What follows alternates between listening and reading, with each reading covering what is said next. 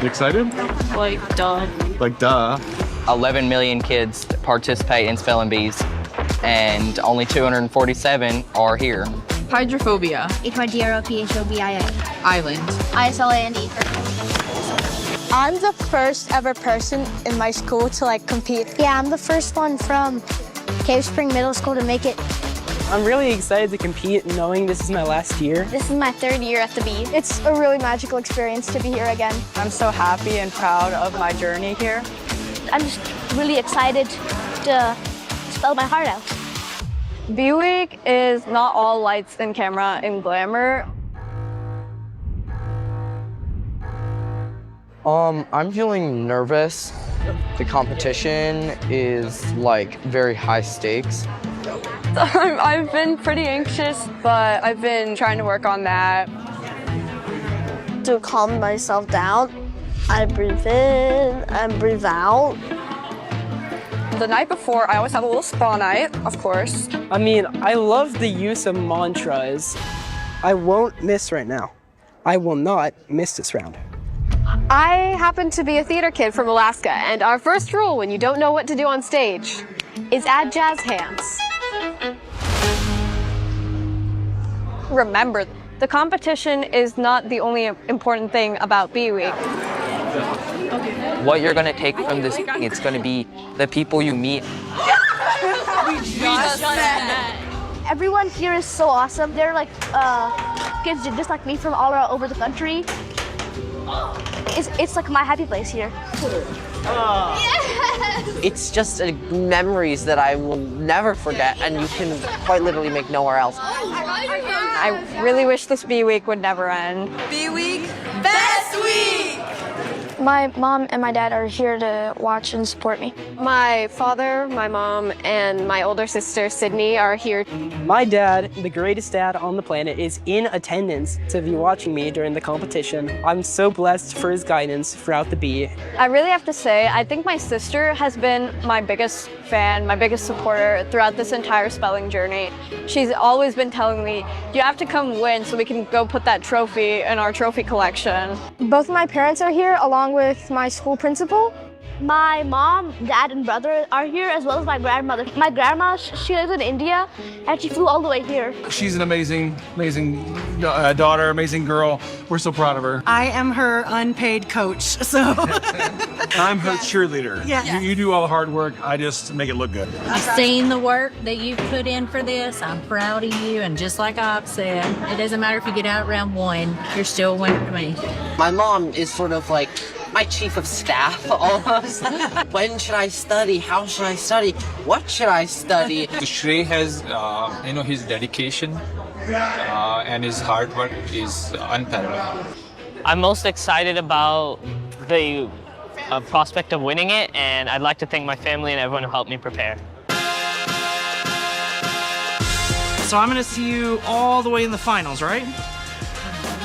Yeah. Yeah. You never know. If I made it to the finals, I'd want to thank my language arts teacher for helping me and giving me resources to study. I think I'll be pretty thrilled to be in the finals. If I made it that far, I would just feel like hard work paid off, and now it's just best of the best. If I win, I would donate the prize money and maybe build a school. If I were to win the spelling bee, I would be very shocked, excited, and happy at the same time. Mostly just bragging rights, kind of. Hey, I made it to the National Spelling Bee Finals. If I were to win, I would probably invest the prize money into, stop. My favorite word is probably to thinker. It's hard to pick. Oh my gosh. Probably some really long German word or something like Scherenschnitte or Schadenfreude. Probably pneumono-ultramicroscopic silicovolcanoconiosis. It's a lung disease from volcanic ash. My favorite word is Bewusstseinslage. My favorite word is the word niche. Boo-ta-ta-ta-ta. Maxdotic gaudy pans. Wow gadoo-goo. Zenza zenza zenzik. My favorite word is Kong Hanen. Lakeshore Gogagogman. Chaw Gogagog Chombanagogabog! The word I'm looking to spell most is probably cat, but I don't think that's happening. A fun fact about me is that I can recite 109 digits of pi. 3.14159265358979323884626. I have been learning Indian classical singing for the past 7 years. I like to watch soccer with my guinea pigs. I play ping pong and cricket. I do taekwondo. I'm currently a semi-black belt. I'm about to show you a front kick. 383279502. 88419716. If I had a superpower, I would want super speed. Because with super speed, you can enjoy your life to the fullest and do everything you've ever wanted. And it wouldn't even take a day. I think my superpower would be mind reading. Teleportation or something. Freeze time. To invent things miraculously. So then I could solve all the problems and make people enjoy their lives. To know all of the words in the English dictionary. If I woke up with a superpower, I think it would be to win the spelling bee. 7067982148086513282, and that's all I know.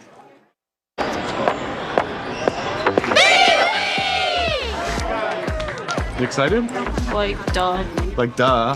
11 million kids participate in spelling bees, and only 247 are here. Hydrophobia. H-Y-D-R-O-P-H-O-B-I-A. Island. I-S-L-A-N-D. I'm the first ever person in my school to compete. Yeah, I'm the first one from Cave Spring Middle School to make it. I'm really excited to compete, knowing this is my last year. This is my 3rd year at the Bee. It's a really magical experience to be here again. I'm so happy and proud of my journey here. I'm just really excited to spell my heart out. Bee Week is not all lights and camera and glamour. I'm feeling nervous. The competition is very high stakes. I've been pretty anxious, but I've been trying to work on that. To calm myself down, I breathe in and breathe out. The night before, I always have a little spa night, of course. I mean, I love the use of mantras. I won't miss right now. I will not miss this round. I happen to be a theater kid from Alaska, and our first rule when you don't know what to do on stage is add jazz hands. Remember, the competition is not the only important thing about Bee Week. What you're going to take from this, it's going to be the people you meet. Everyone here is so awesome. They're kids just like me from all over the country. It's like my happy place here. It's just memories that I will never forget, and you can quite literally make nowhere else. I really wish this Bee Week would never end. Bee Week, best week! 10 million students from around the globe compete. 25,000 advance to the next round of competition. 210 regional bees determine who will travel to our nation's capital. After 2 grueling rounds of competition, only the semi-finalists remain. One stage, one step closer to the championship.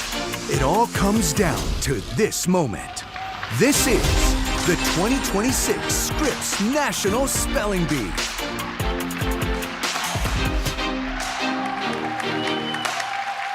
All right.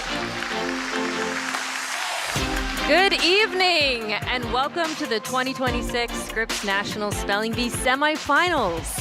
I'm Mina Kimes, and if you've been with us all week, you know how exciting this competition has been and just how far these remaining spellers have come. If you're joining us for the first time tonight, you chose a great night because this is the semifinals. The stage gets bigger, the number of spellers in the competition it gets smaller, and the words, they only get tougher. We started this competition earlier in the week with 247 of the most skilled young spellers in the world. They have been tested across 6 rounds of competition, spelling rounds, vocabulary rounds, written tests, and now only 54 remain. Tonight, this field will narrow again. Only the strongest spellers will advance to the finals. But before we get to it, let me introduce you to the people who are here guiding these bright young students through every word tonight and who know this competition better than almost anyone, our judges and pronouncers. Helping us out for this round, pronouncer Dr. Brian Sietsema and associate pronouncer Kevin Mock.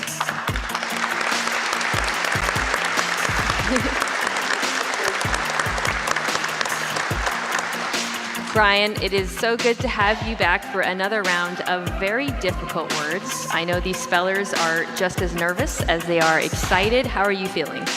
Mina, I'm eager to watch our spellers showcase their amazing abilities. Overseeing every ruling this round will be 2009 Scripps National Spelling Bee champion, Kavya Shivashankar.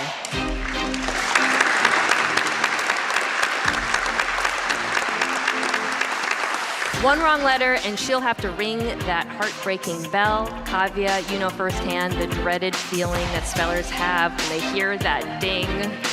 I certainly do, as I myself have actually been on the receiving end of the bell many times, as Judge Brooks can attest. But spellers, we are truly rooting for each and every one of you, so hope you're all very proud of yourselves.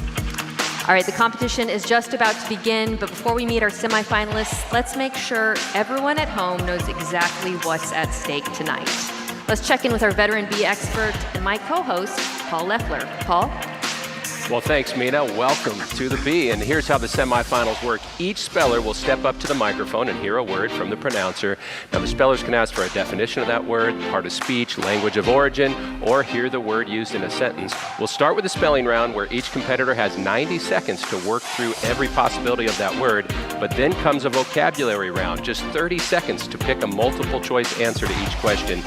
Get it right, you move one step closer to tomorrow night's finals.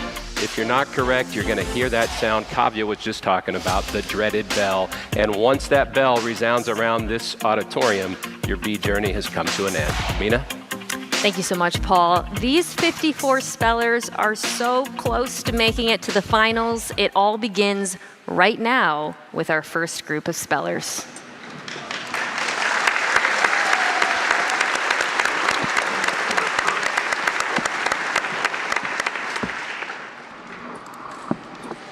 Isha, your word is leucanid. Leucanid. Are there any alternate pronunciations? I have only leucanid. Leucanid. May I have the definition, please? A beetle of the family of insects comprising the stag beetles. Leucanid. May I have the language of origin, please? This word is from Latin. Leucanid. May I have the part of speech, please? Noun. Could you repeat the word? Leucanid. Leucanid. Leucanid. L-U-C-A-N-I-D.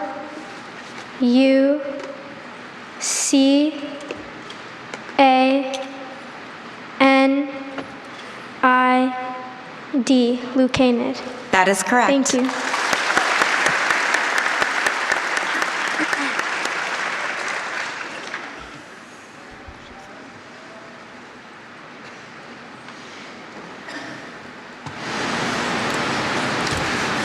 Rithvi, your word is colophene.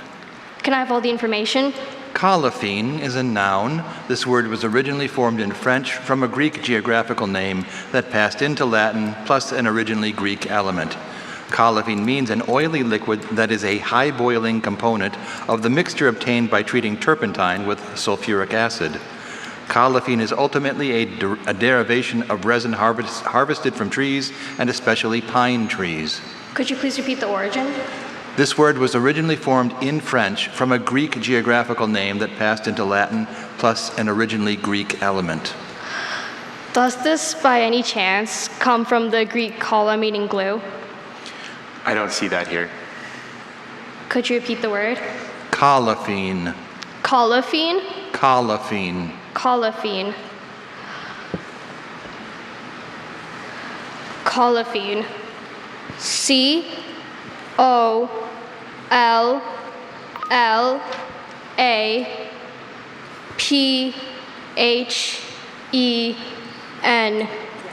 Colophene? Colophene is Colophene. Thank you. Congratulations, Rithvi. We're so happy to see you spell again this year. Thank you so much.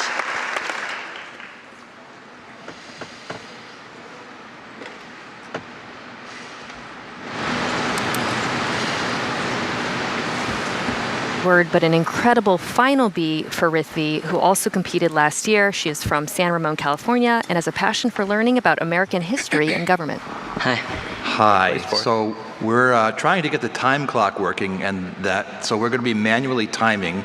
You'll see a green sheet of paper until 15 seconds are remaining, and then red when you're in the final 15 seconds, okay? Okay. Very good.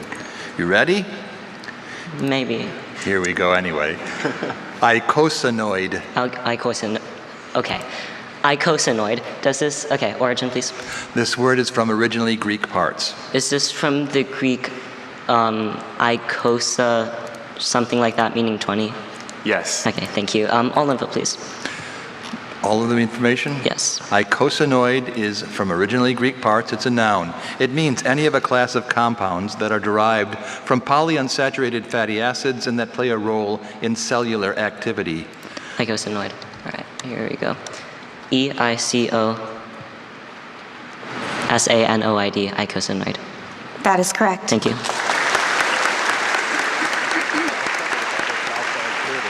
One who's been here before. 39 of the 54 who started this round have been to Washington before. Wow. All right, next up we've got Olive O'Brien from Los Angeles, California. The clock should be working normally now, so you should be able to use it regularly. So listen carefully. Your word is cytosine, and this cytosine means a crystalline pyrimidine base obtained especially by hydrolysis of nucleic acids and also made synthetically. Repeat the word, please. Cytosine. Does this come from... Oh, may I have the language of origin, please? This word was originally formed in German from Latin and Greek-derived elements. Does this come from Greek cytos, meaning cell? You're on the right track. May I repeat the word, please? Cytosine.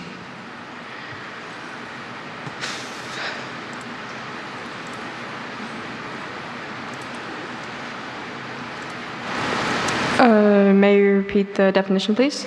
A crystalline pyrimidine base obtained especially by hydrolysis of nucleic acids and also made synthetically. Does this come from Latin syn, meaning together? I don't see that here.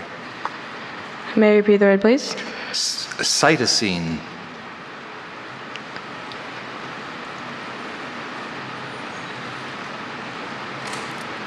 You have 20 seconds. Cytosine, can you repeat it? Oh, one more time? They can't. Final 30. Cytosine. C-Y-T-O-S-I-N-E. Cytosine. That is correct. You're trying to decide, does the C go there or is it the S? She made the right choice. Well done, Olive. Impressive in her first time here. All right, fellow Angelino Oliver Halkett, who made it very far last year, is up next. Nectria. All information, please. Nectria is a noun. This word comes from Latin, which formed it from a Greek word. Nectria means any fungus of the genus of sac fungi that have bright-colored superficial fruiting bodies. Michel surmised that the Nectria had infected the fruit tree through wounds caused by pruning. Nectria, it's Greek. This comes from Latin, which formed it from a Greek word. Okay, Nectria. Nectria. Nectria. The temptation. Could you repeat all the information, please? Nectria is a noun. It comes from Latin, which formed it from a Greek word. It means any fungus of the genus of sac fungi that have bright-colored superficial fruiting bodies. Michel surmised that the Nectria had infected the fruit tree through wounds caused by pruning.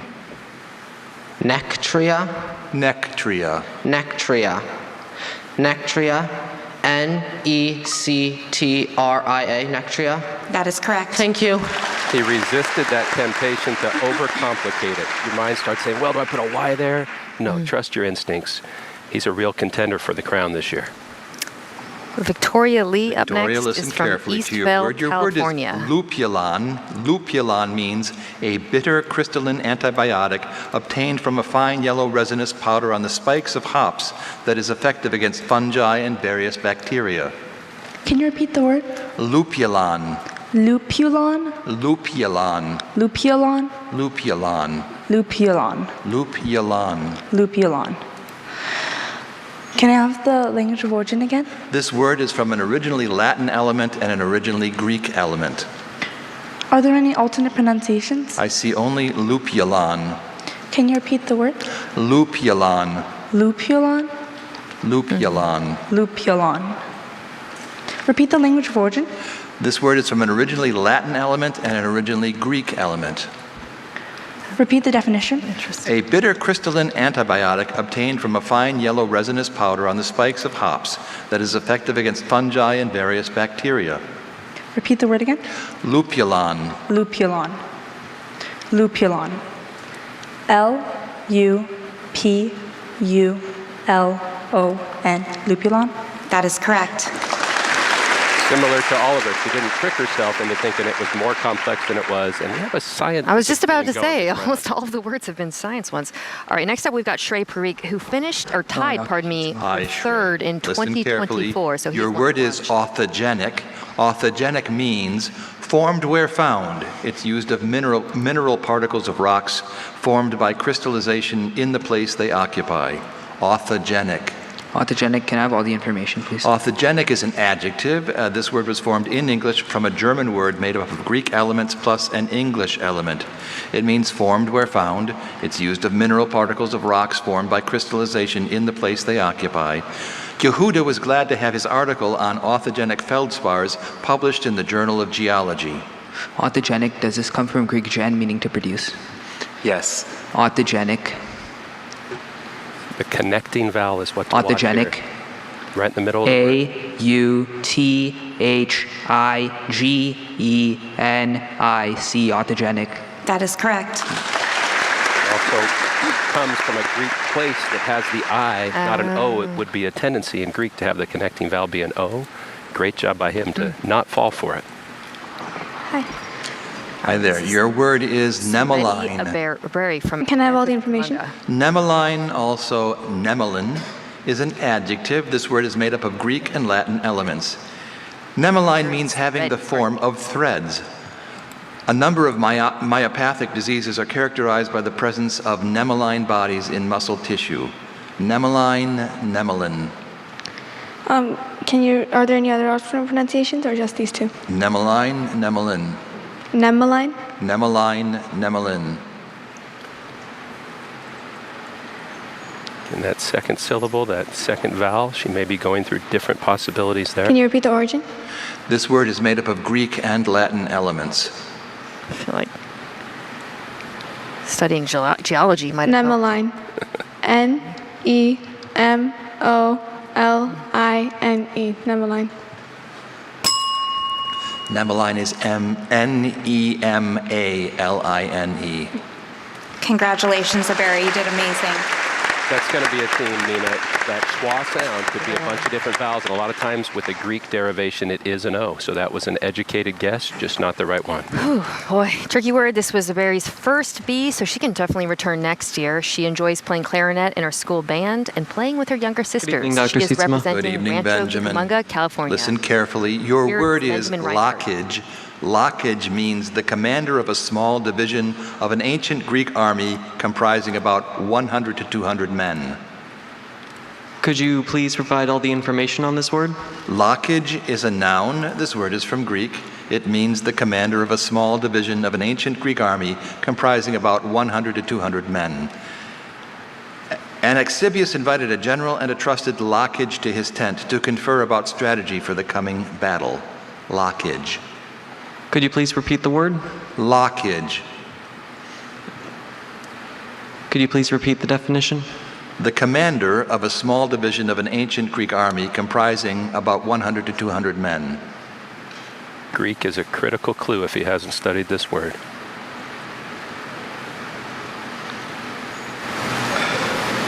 Is that because of the L-O-C-H? Exactly that. Lockage. Am I pronouncing this right? We'll tell you if we hear anything wrong. Lockage. L-O-C-K-A-G-E. Lockage? Lockage is L-O-C-H-A-G-E. Congratulations on a great performance, Benjamin. Thank you for the opportunity. And in Greek, that sound is often made by the CH combination. And maybe he was thinking, hey, that's too simple. You know, at this round, you start to second guess yourself. That was a terrific performance from Benjamin in his first and final B. He's from San Diego, California. Someday he aspires to design his own car. Maybe he will. There's Hello. another California. Hello, Charlie. Your word is alnager.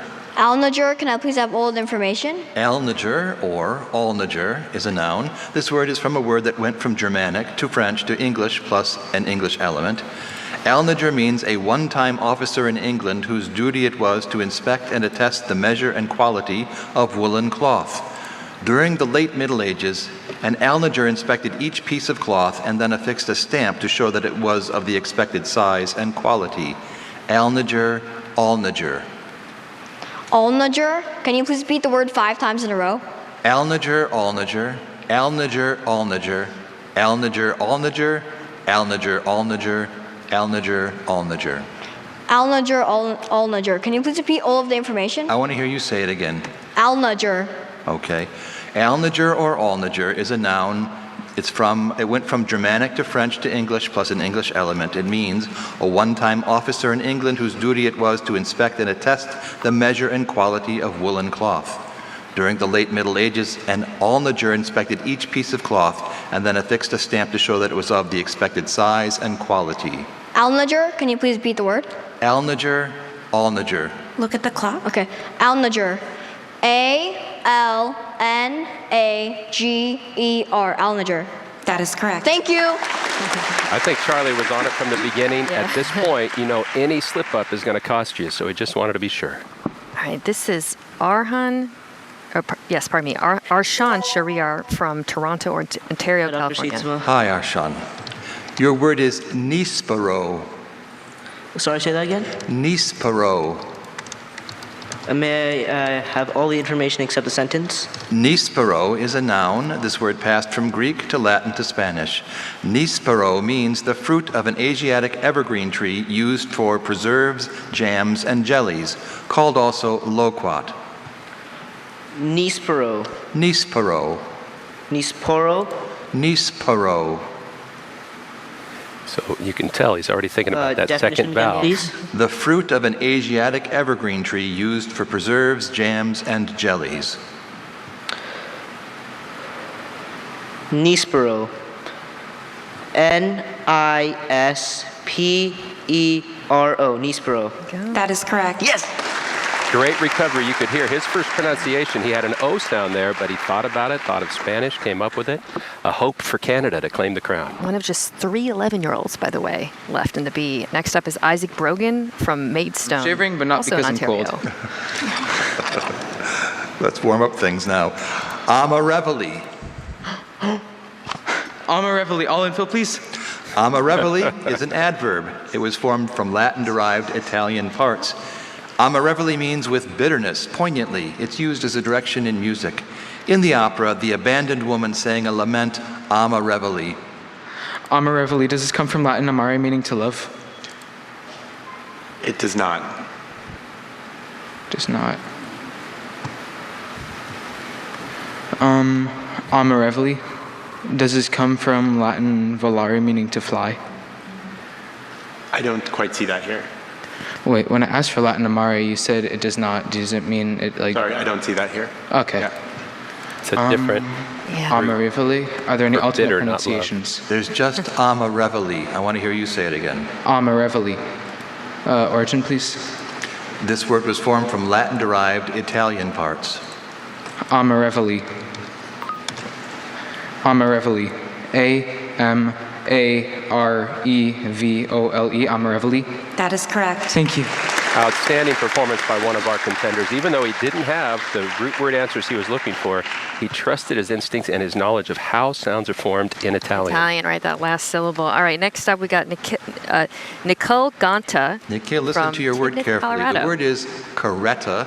Carretta means a two-wheeled cart. It's used in the Southwest. All info except the sentence, please. Carretta is a noun. This word is from Spanish, which formed it from a Celtic-derived Latin word. Carretta means a two-wheeled cart. It's used in the Southwest. Any alternate pronunciations? Just carretta. Which he wishes there would be an alternate pronunciation. Does he go single consonant or double in the middle of this word? This word is from Spanish, which formed it from a Celtic-derived Latin word. Maybe the Spanish. Carretta. Can you please say the word again? Carretta.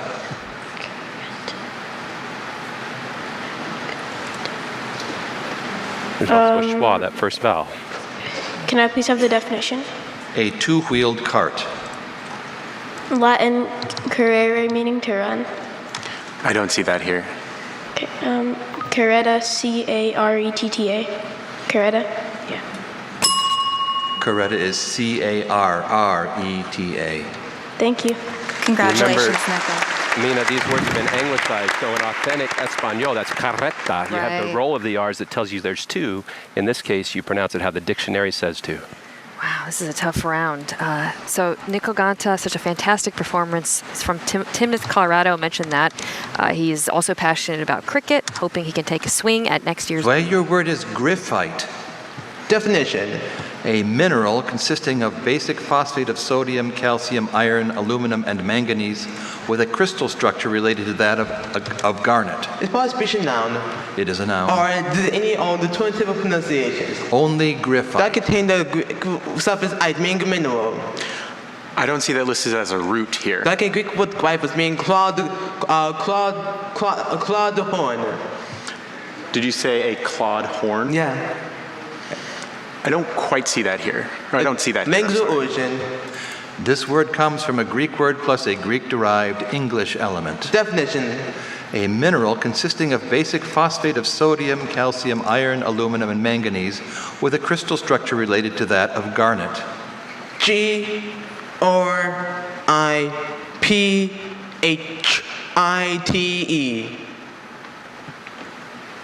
If you're done spelling, just say the word. Graphite. That's correct. Great job. He didn't fall for the red herring, which was Greek. A lot of times that's a Y in Greek. Zwei, who for those who don't know, is the younger brother of 2021 winner, Zayla Avant-Garde Space Time. Now we have Louis Aventis from Orlando, Florida. Louis, listen carefully. Your word is pellitory. What a suit. Pellitory means the root of a southern European plant resembling yarrow, formerly used as an agent which promotes the flow of saliva and as a constituent of dentifrice.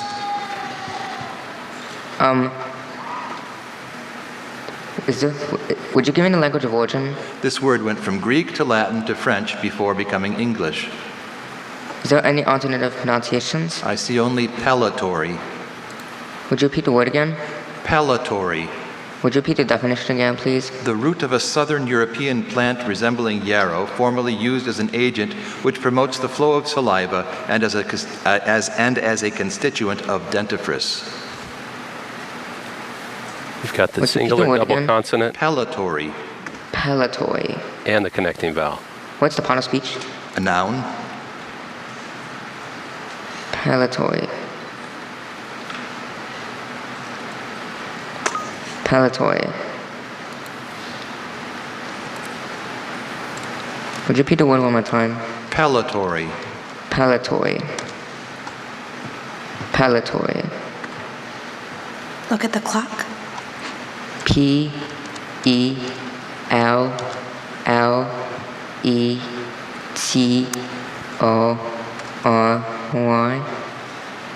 Pellitory?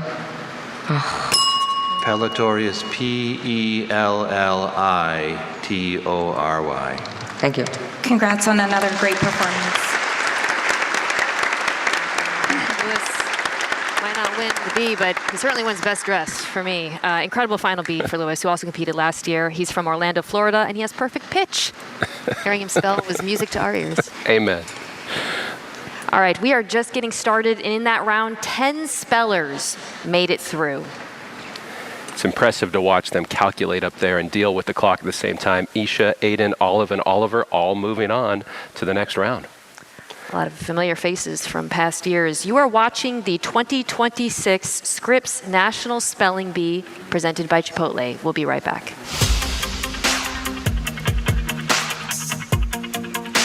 The Scripps National Spelling Bee, presented by Chipotle. Real food made with just 53 easy-to-spell ingredients.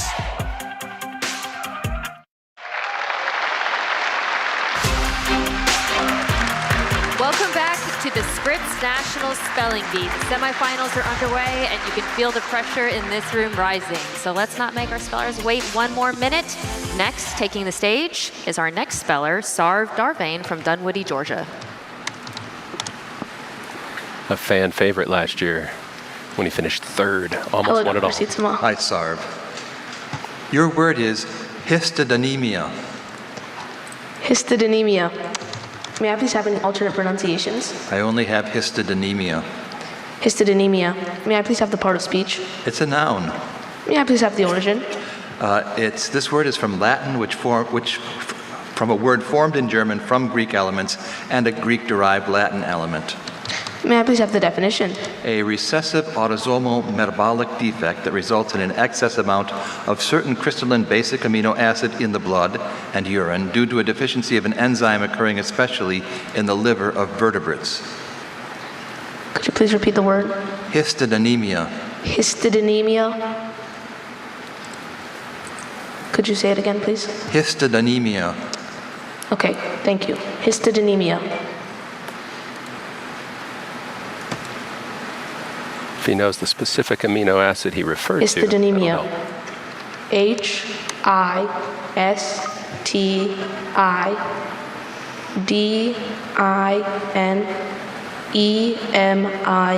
Histodynemia. That is correct. Thank you. And he didn't get lost in all those syllables, which can happen to some people. All right. Next up, we have Shreya Lakumseti from Augusta, Georgia.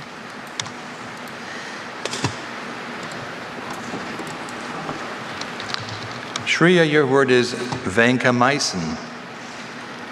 Vancomycin. Can I have the definition?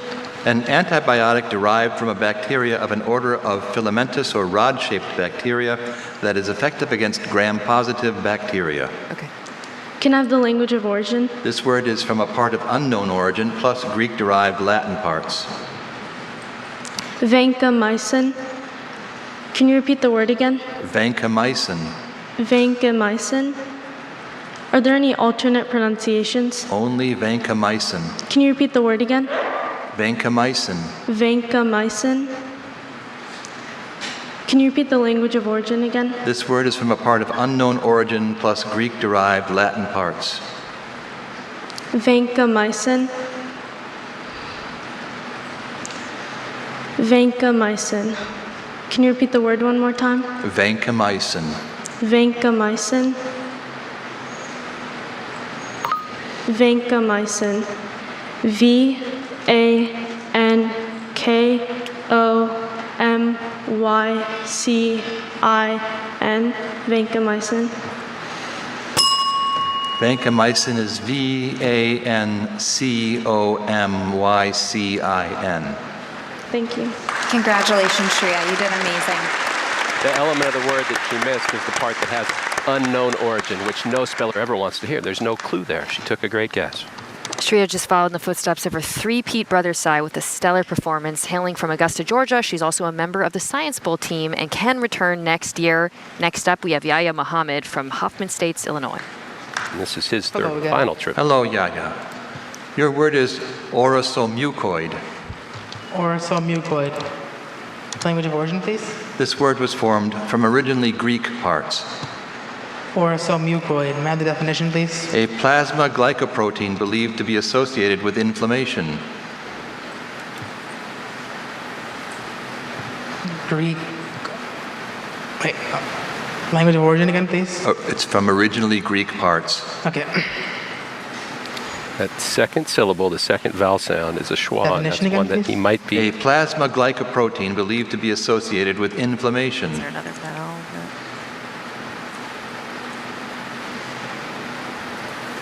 Could be a lot of possibilities. Are there any alternate pronunciations? Just orosomucoid. Orosomucoid again.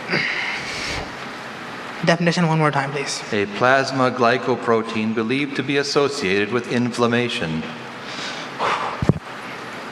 Orosomucoid. Are there any errors with the pronunciation? Just the orosomucoid. Okay. Orosomucoid.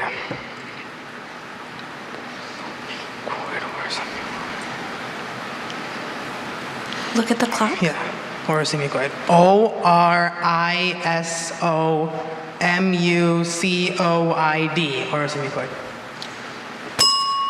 Orosomucoid is O-R-O-S-O-M-U-C-O-I-D. Yeah, congratulations on yet another impressive finish here. Thank you for everything. Thank you, Yaya. When it's that schwa sound, that sound, it could be any vowel or a Y unless he knew the Greek root for way, O-R-O-S, which is pretty obscure. There was no sure thing. An impressive final B for Yaya coming from Hoffman Estates, Illinois. He's a passionate Chicago sports fan. Particularly enjoyed that they include in his bio he dislikes the Packers very much. It's in his blood. Hi. Hi, Aditi. Your word is lacrimale.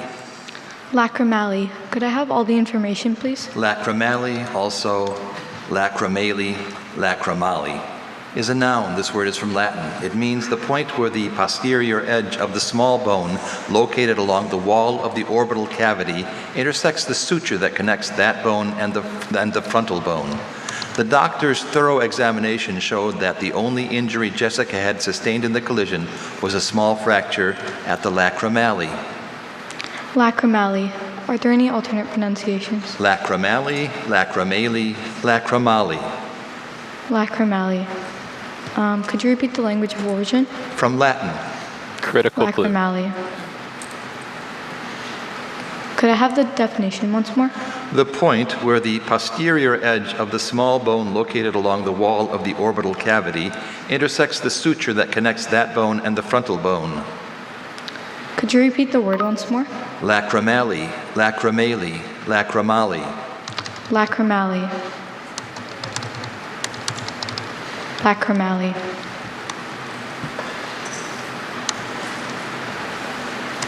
Look at the clock. Lacrimale. L-A-C-R-I-M-A-L-L-Y. Lacrimale. Lacrimale is L-A-C-R-I-M-A-L-E. Wonderful job, Aditi. We're very proud. Thank you. Even when you come through the part of the Latin root that relates to tears, and a lot of spellers have studied that, there's another element of this word that can trip you up. That was Aditi Moper. This was her first B. The speller from Barrington, Illinois, hopes to pursue a career in science, might come in handy there, or math. We hope to see her at the next B. So many science words. Hello. The whole round. Your word is chianina. Chianina. May I have the language of origin, please? This word is from Italian, which formed it from an Italian place name. Chianina. Chianina. May I have the definition, please? Any of a breed of tall white cattle of Italian origin noted especially for producing lean meat. Chianina. Chianina. Are there any alternate pronunciations? Only chianina. Chianina. Chianina. Can you repeat the definition? Any of a breed of tall white cattle of Italian origin noted especially for producing lean meat. Chianina. Chianina. Chianina. Chianina. Chianina. Italian can be tricky. Chianina. May I have the part of speech, Double. please? Noun. Chianina. Can you repeat the word? Chianina. Chianina. Can you repeat any alternate pronunciations if there are any? There's only chianina. Chianina. Chianina. Chianina. C-H-I-A-N-I-N-A.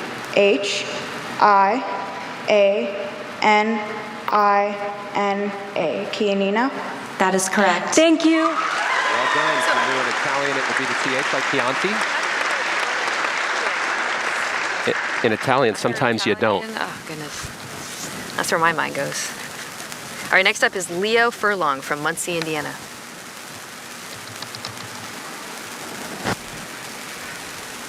Leo, your word is tremolith. Tremolith. May I have the definition? A minutely punctate calcareous body found in chalk and deep sea ooze and constituting the skeletal remains of any of numerous minute, mostly marine planktonic organisms. Tremolith. Tremolith or tremolith. Can I have all the information, please? Tremolith or tremolith is a noun. This word was formed in English from originally Greek parts. It means a minutely punctate calcareous body found in chalk and deep sea ooze and constituting the skeletal remains of any of numerous minute, mostly marine planktonic organisms. As in, Freddie wrote his doctoral dissertation on variations in the tremolith structure of various phytoplankton. Can you repeat the word? Tremolith or tremolith. Greek. Can you repeat it one more time? Tremolith, tremolith. Can I have the definition again, please? A minutely punctate calcareous body found in chalk and deep sea ooze and constituting the skeletal remains of any of numerous minute, mostly marine planktonic organisms. That's schwa in the middle. Tremolith. Tremolith.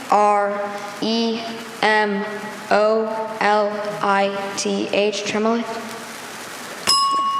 Tremolith is Tremalith. Thank you. Congratulations, Leo. It was a pleasure to have you back again this year. He guessed that because in Greek, that spot of the word would often be an O, but in this case, the root itself has an A. It's the Greek root for whole, Trema. This is Leo's third straight B. He's from Muncie, Indiana, and dreams of playing professional soccer in the Premier League. Leo, we hope to see you back next year. Now we've got Lauren Marilana from North Potomac, Maryland. Belina is a noun. It means a Russian folk epic or ballad. Belina. Can I have all the information? Belina is a noun. This word is from Russian. It means a Russian folk epic or ballad. Alyona is interviewing her relatives with the hope of penning a contemporary Belina about the history of her family. Belina. Belina. Can you repeat the word? Belina. Are there any alternates? Just Belina. Belina. Can I have all the information again? Belina is a noun. It's from Russian. It means a Russian folk epic or ballad. Alyona is interviewing her relatives with the hope of penning a contemporary Belina about the history of her family. Belina. Can you pronounce the word again? Belina. Can I have the origin again? From Russian. Belina. B-Y-L-I-N-A.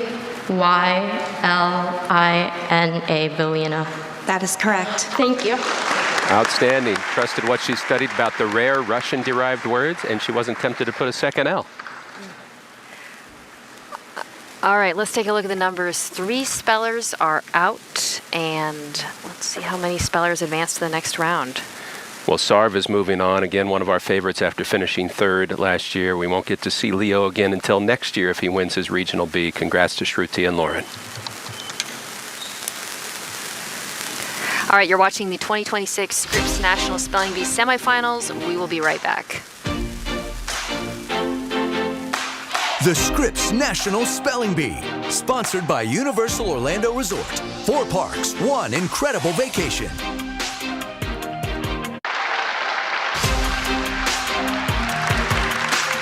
Welcome back. We are well into round 7, and this field is showing exactly why they've made it this far. Every single speller up here tonight has earned their place. Our next speller is Thanvi Gadamani from Ellicott City, Maryland.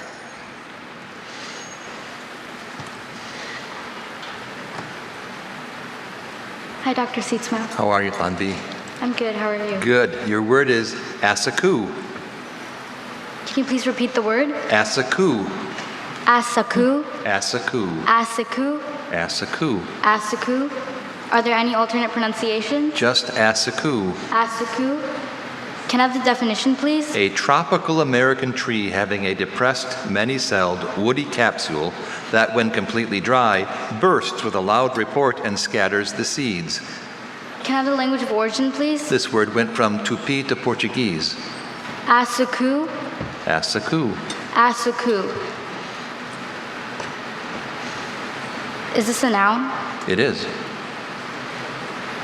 Can I have the definition again, please? A tropical American tree having a depressed, many-celled, woody capsule, which, when completely dry, bursts with a loud report and scatters the seeds. Asaku. Am I pronouncing it close? We'll tell you if we hear something wrong. Asaku. Just listen one more time. Asaku. Asaku. Asaku. Can you repeat it one more time? Asaku. Any alternate pronunciations? Just Asaku. Asaku. Asaku. Asaku. Look at the clock. Singular, double, and the schwa. Asaku. A-S-U-C-U. Asaku. Asaku is A-S-S-A-C-U. Congratulations, Sunvi. You did amazing. We're really at that point in the competition, Mina. If you get a word like that, it's one of those, if you haven't seen it, you're just taking your best guess of how it sounds, and that was a solid guess. Portuguese is tricky. Thanvi loves to write poetry. She's fluent in 3 languages. She can come back next year. Now we have PJ Vanderheiden from Alexandria, Minnesota. PJ, listen carefully to your word. It is Osnaburg. Osnaburg means a rough, coarse, durable cotton fabric in plain weave, made originally of flax and used in an unfinished state for bagging and industrial purposes, and in various finishes, usually for upholstery, sportswear, and curtains. Can I have the definition of the word? Osnaburg means a rough, coarse, durable cotton fabric in plain weave made originally of flax and used in an unfinished state for bagging and industrial purposes, and in various finishes, usually for upholstery, sportswear, and curtains. Can I have the rest of the related information? Osnaburg is a noun. This word is from a German geographical name. When the peddler traveled by wagon, he protected his wares from the elements with covers made of Osnaburg. Are there any alternate pronunciations? Just Osnaburg. Osnaburg. Osnaburg. No. Osnaburg. Osnaburg. It's not a hard vowel sound in the middle of this word. If you haven't seen this place in Germany, can I have the definition one more time, please? A rough, coarse, durable cotton fabric in plain weave, made originally of flax and used in an unfinished state for bagging and industrial purposes, and in various finishes, usually for upholstery, sportswear, and curtains. Osnaburg. A-U-S-N-O-B-E-R-G.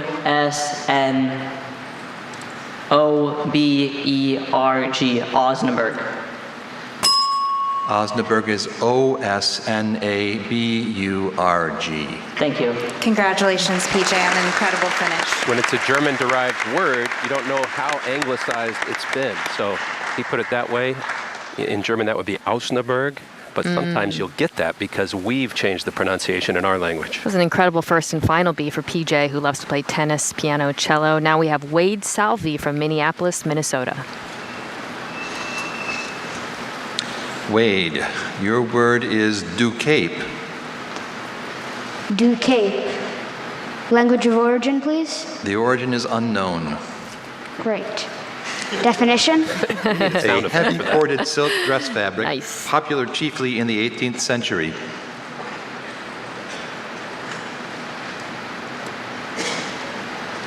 Any alternate pronunciations? Ducape or ducape. Can I have all the information one more time, please? Ducape or ducape is of unknown origin. It is a noun. It means a heavy corded silk dress fabric popular chiefly in the 18th century. After much back and forth with her stylist, Emma ultimately decided to accessorize her red carpet look with an elegant hood of ducape. The alternate pronunciation should help him with the first syllable, but he might be thinking of other possibilities on the back end. When in doubt, sound it out. Ducape. D-U-C-A-P-E.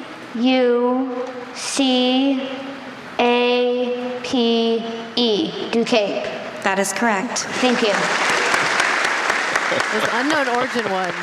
And he told us just how he was feeling. Great. That's how every speller feels when you hear that answer. Sometimes it spells like it sounds. All right, next up we have Ananya Agarwal from Columbia, Missouri. Ananya, your word is kasula. Can I have all the information, please? Casula is a noun. It's from Latin. It means an outer ecclesiastical vestment in the form of a wide sleeveless cloak or mantle that slips over the wearer's head but remains open at the sides, worn by the celebrant at Eucharistic services in the Roman Catholic and Eastern Orthodox churches and some churches of the Anglican Communion. The color of the casula varies with either the season or the occasion, being red, for example, on Good Friday. Casula. Are there any alternates? Just casula. Can I have all the information one more time, please? Casula is a noun from Latin. It means an outer ecclesiastical vestment in the form of a wide sleeveless cloak or mantle that slips over the wearer's head but remains open at the sides, worn by the celebrant at Eucharistic services in the Roman Catholic and Eastern Orthodox churches and some churches of the Anglican Communion. The color of the casula varies with either the season or the occasion, being red, for example, on Good Friday. Casula. Casula. Casula. She might be tempted to double. C-A-S-U-L-A. Casula? That is correct. Thank you. And if she was, Ignore she the made a wiser temptation, choice. yeah. I like when you lay out the landmines and they skip them. All right, next up we have Sarah Fernandez from Omaha, Nebraska. You wish they could skip all of them, don't you? No, yeah. I'm like, don't do it. Hello, Dr. Shitsuma. Hello, Sarah. Listen carefully to your word. It is monomin. Monomin means a tall, aquatic North American perennial grass that yields an edible grain. Wild rice. Can you repeat the word? Monomin. May I have the language of origin? This word is from Ojibwe. Very uncommon. Can you say the word again? Monomin. Ojibwe. Monomen. Does this come from the Greek mon meaning one? I don't see that here. Are there any alternate pronunciations? There's only monomin. That tells us what she's thinking Can you about repeat the that first vowel. definition? A tall, aquatic North American perennial grass that yields an edible grain. Wild rice.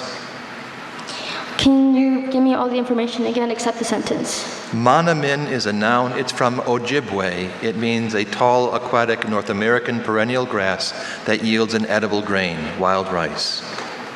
Monomen.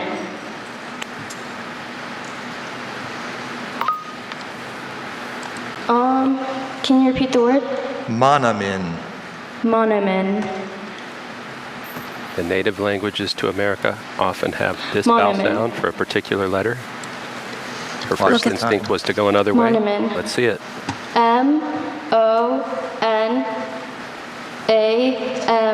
M-O-N-A-M-I-N. Monomen. Monomin is M-A-N-O-M-I-N. Thank you. Congratulations on another impressive performance. Heartbreaking for a young lady who's been in the top 10 here twice, an absolute fan favorite, and I guarantee you, probably almost every other word in this round she could spell, but that element of chance gets us every year. That'll be her last B Hello again. appearance. And now Your we word have is Fiona amantiferous. Annette Osai-Chum from Waldick, Jersey. Amantiferous. Amantiferous. Amantiferous. Amantiferous, also amantiferous. Can I have all the information, please? Amantiferous or amantiferous is an adjective. This word was formed from originally Latin parts. It means bearing elongated, often pendulous inflorescences having scaly bracts and numerous, typically apetalous unisexual flowers. Jessie's favorite amantiferous tree is the goat willow because of its fuzzy springtime catkins. Can I please have the language of origin? This word was formed from originally Latin parts. Can you please repeat the alternate pronunciations? Amantiferous, amantiferous. That second syllable, Amantiferous. the schwa sound again. The back end of the word's a fairly familiar root that I'm sure she's studied, if she recognizes it.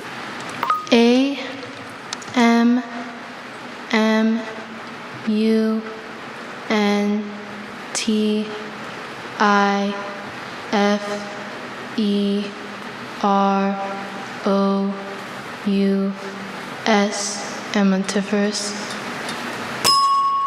Amantiferous is A-M-E-N-T-I-F-E-R-O-U-S. Thank you. You did an incredible job. Congratulations.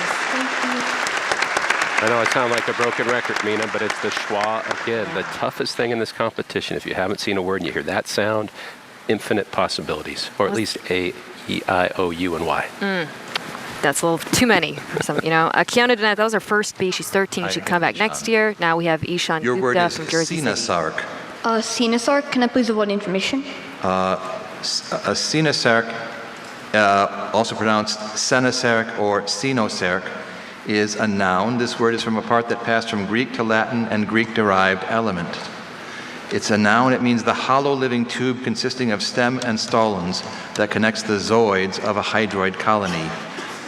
The Sinasark connects the many polyps that together form coral, thus allowing the polyps to share nutrients. I'm sorry, this last syllable is Sinasark. It's Sinasark, Senasark, and Sinosark. Okay, could you repeat those pronunciations one more time? Sinasark, Senasark, and Sinosark. Okay, Sinasark. Does this come from the Greek kainos, meaning new? No. Okay, Sinasark. Okay, Sinasark. Does this come from the Greek sarko, meaning flesh? Yes, it does. Okay, Sinasark. Can I have the definition one more time? The hollow living tube consisting of stems and stolons that connects the zooids of a hydroid colony. Repeat the word one more time. Sinasark, Senasark, Sinosark. Sinasark. C-O-E-N-O-S-A-R-C.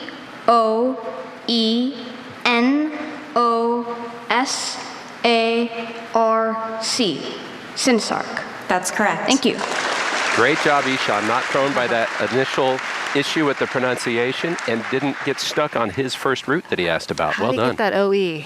That is I'm a looking at pattern. that. Okay, so knowing the pattern and the Greek origin. There you go. All right, well, it's time for a recap of that group. What a brutal round, pardon me. 4 spellers are out. 3 will advance to the next round. So sorry to see Sarah go. She's been such a great competitor here, and I know she could have kept going, but so many spellers feel that way. All right, there is more excitement to come. Just a few minutes until our next spellers take the stage. You are watching the 2026 Scripps National Spelling Bee Semifinals. We will be right back.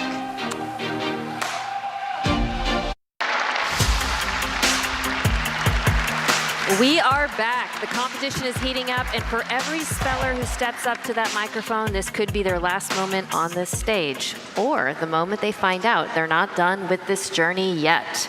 Our next speller is Isaac Garamo from Mays Landing, New Jersey.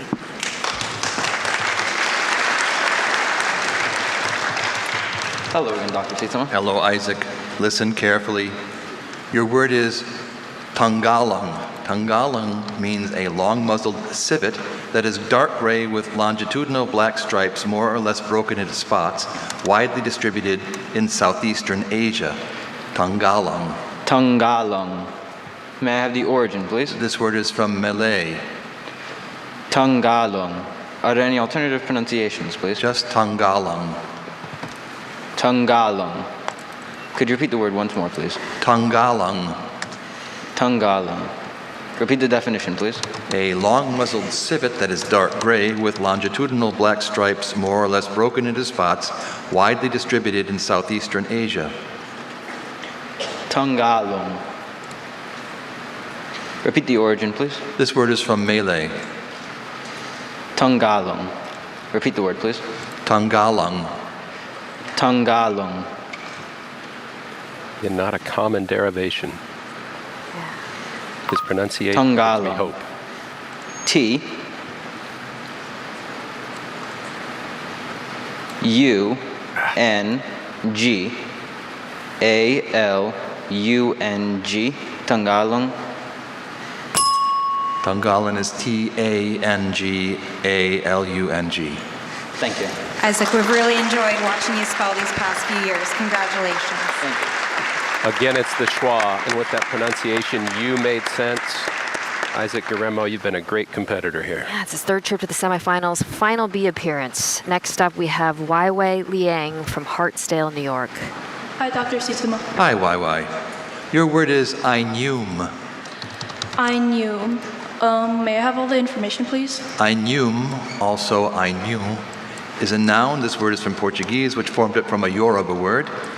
Ainum means a tropical disease of unknown cause that results in increasing fibrous constriction and ultimately in spontaneous amputation of the toes, and especially the little toes. After seeing photos of Ainum, Chinua quickly realized that podiatry school was not his calling. I knew. Could you say the word one more time? I knew. I knew. Could I have the language of origin again? This word is from Portuguese, which formed it from a Yoruba word. I knew. A-I-N-H-U-M-E.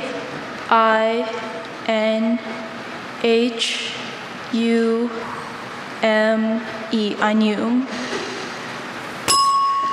Ainhum is it's A-I-N-H-U-M. Thank you. Congratulations, YY. We're very proud. She picked up that Portuguese tendency of the NH making that sound, but it made sense to throw an E on the end, right? If you've never seen that word. E at the end there.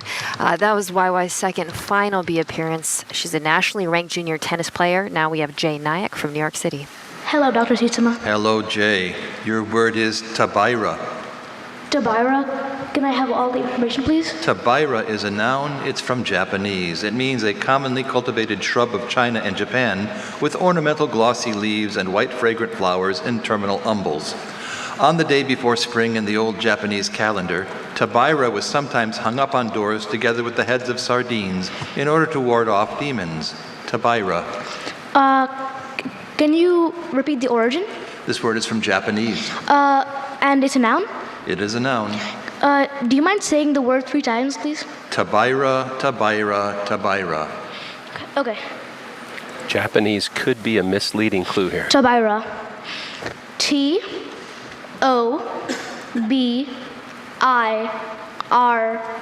Tabaira. That is correct. What did he avoid? Well, in Japanese, that I sound is often going to be an AI, not just an I.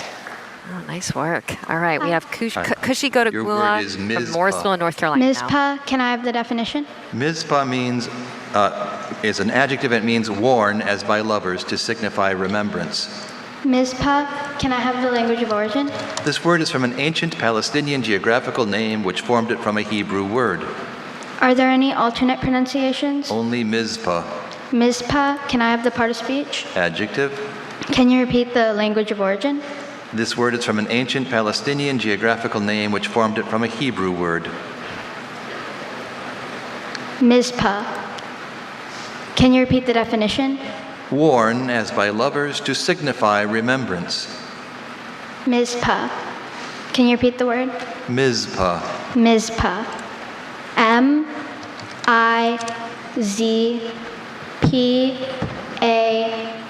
Mizpah. That is correct. Thank you. So she's the first of 5 spellers in a row we're going to see sponsored by your friends with the Carolina Panthers. They've got a great track record. All right, another Panthers sponsor. Your word is Vanindra Karbunji. Bulusu from Concord, North Carolina. Karbunji, could you give me the language of origin? This word is perhaps from Wemba Wemba, an Aboriginal language of southeastern Australia.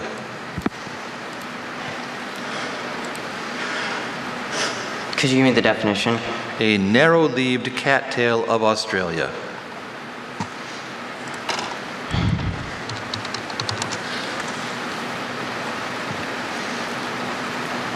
Karbunji, C-A-R-B-U-N-G-I, Karbunji.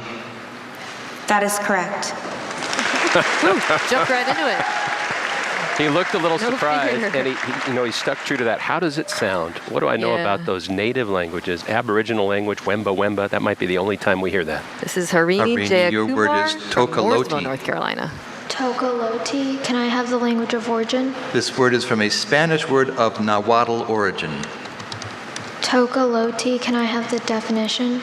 A weedy European annual herb widely naturalized in the Americas and especially in California, of some importance as a honey plant. Are there any alternate pronunciations? Just Tokoloti. Tokoloti. Second syllable. Can I have all the information? Another schwa. Tokoloti is a noun. This word is from a Spanish word of Nahuatl origin. It means a weedy European annual herb widely naturalized in the Americas and especially in California, of some importance as a honey plant. Also known as the Maltese star thistle, the Tokoloti was introduced to North America sometime during the 18th century. Tokoloti. Would you say it? Tokoloti. Can you repeat the word again? Tokoloti. Tokoloti. Tokoloti. Tocalote.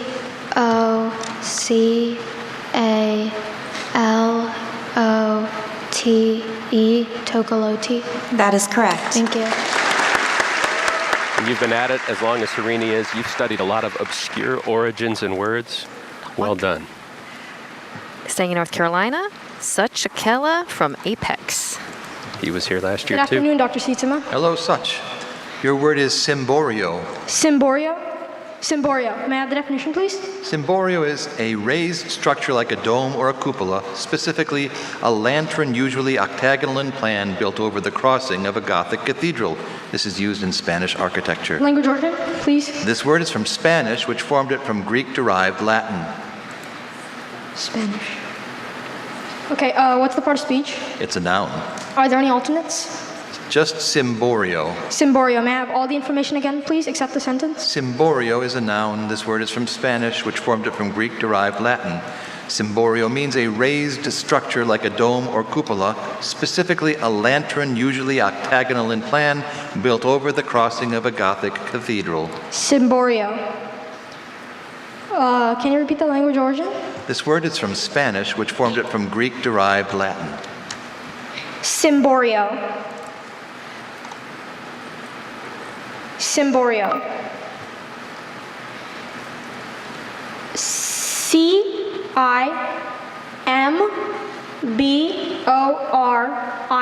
Cymborio. That is correct. Thank you. No substitute for that unadulterated joy when you hear the correct response. It's a good streak for North Carolina. All right, next up, we've got Chilaka Ogobi from Minot, North Dakota. Good evening. Your word is vermerel. Vermerel. May I have all information, please? Vermerel, also vermerel, is an adjective. This word was formed from a French name. Vermerel means of, relating to, or being a spray nozzle for projecting liquid insecticides in a fine spray with considerable force. Did you want the sentence? Yes. The exterminator's vermerel applicator produced a spray so fine that it looked like a cloud was wafting from the tip of his wand. Vermerel. Can you repeat the language of origin, please? This is from a French name. French could Vermerel mislead. or vermerel. Vermerel. Schwa in the middle. Vermerel. What does the end look like? Yeah. Might he add extra letters? Can you repeat the word one more time? Vermerel, vermerel. Vermerel. Second pronunciation gives him the start of this world. Vermerel. Can you repeat the word one more time again? Vermerel, vermerel. Vermerel. Vermerelle.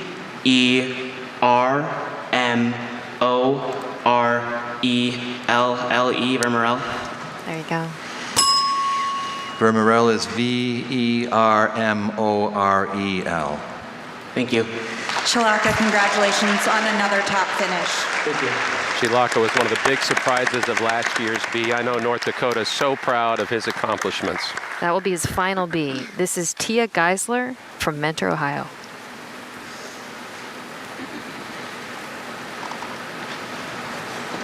And all these spellers waiting are seeing how hard and obscure these words are, and that can get in your head a little.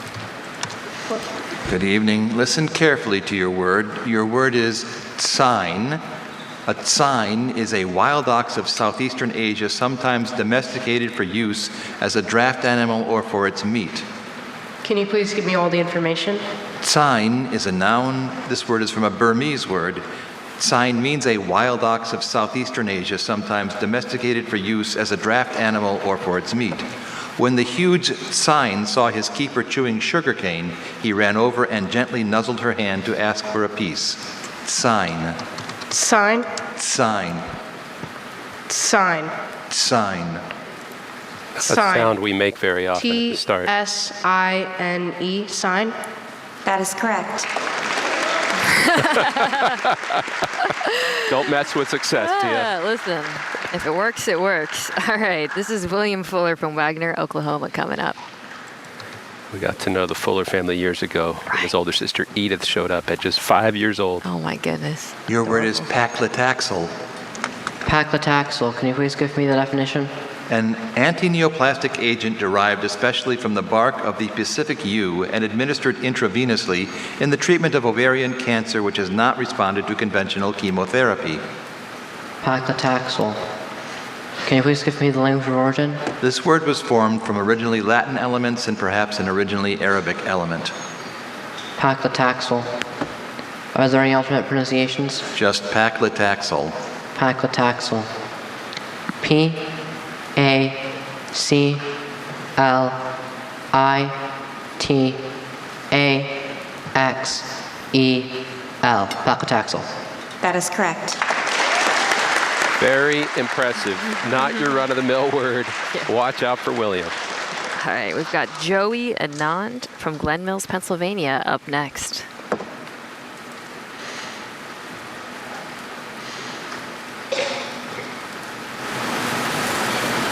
Hello. Hello. Your word is Ophir. Ophir. Can I have the definition? Ophir means a biblical land of uncertain location but reputedly rich in gold. Can I have all the information? Ophir is a noun. This word is from Hebrew.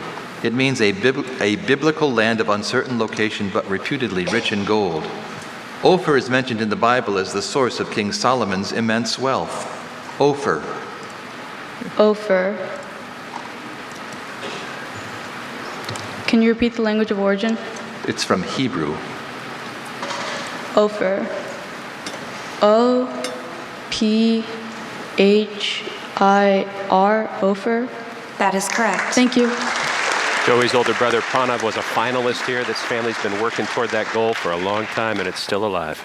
Next up, Jaden Jiang from Pennsylvania, 12 years old. Jaden, your word is tarantas. May I have all of the information? Tarantas is a noun. This word came to English from Russian, which took it from Kazan Tatar. Tarantas means a low four-wheeled carriage used in Russia. The tarantas was popular during the early 19th century and typically carried 4 passengers. Tarantas. Tarantas. Could you repeat the word again? Tarantas. The language of origin? This word came to English from Russian, which took it from Kazan Tatar.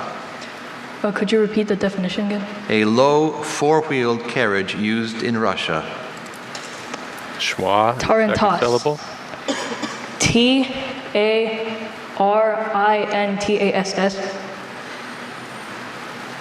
Say the word when you're done. Tarantas. Tarantas is T-A-R-A-N-T-A-S-S.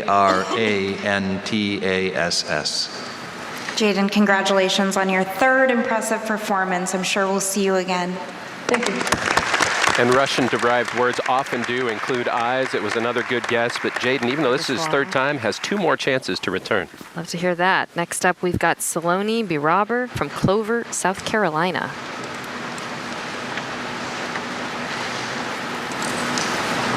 Good afternoon. Good afternoon. Your word is yaguasa. Yaguasa. May I have all the information? Yaguasa, also yaguaza, is a noun. This word is from a Spanish word that is probably from Taino. Yaguasa means a large, secretive, chiefly brown whistling duck of the West Indies that is usually active in the evening or early morning. Scientists are monitoring the decrease in the wetlands habitat of the yaguasa. Are there any alternate pronunciations? Yaguasa, yaguaza. Ooh. Could you repeat the definition? Second one could A help. large, secretive, chiefly brown whistling duck of the West Indies that is usually active in the evening or early morning. Could you repeat the language of origin? This word is from a Spanish word that is probably from Taino. Could you say the word again? Yaguasa, yaguaza.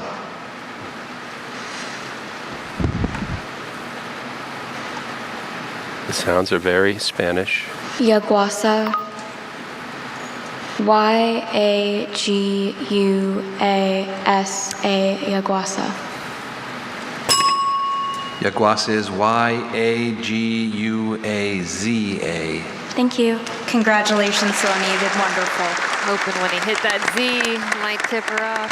That second pronunciation I thought may give it to her, but she can come back next year That was, again, the Panthers sponsored 6 spellers this year. 5 of them made it all the way to the semis. They're on a heater. All right, Arnie Perrott is up next from Amarillo, Texas. Hi, Dr. Tietzema. Hi, Arnie. Your word is Sandali. Sandali. May I please have the language of origin? This word is from Kannada, a Dravidian language of southern India. What is the definition? Any of various East Indian shrews having a powerful musky odor, called also musk shrew. May I have all of the information, please? Sandali is a noun. This word is from Kannada. It means any of various East Indian shrews having a powerful musky odor. As in, Drew's dreams of a shrew-themed bedroom were dashed when, during a surprisingly contentious online auction, he was outbid for a stuffed Sandali. Are there any alternate pronunciations? There's only Sandali. Sandali. He's not talking about our neighbors to the north. Sandali. Can you repeat the word Indian one more time? Sandali. Southern Sandali? Sandali. Sandali. Okay. Sandali. S-A-N-D-E-L-I.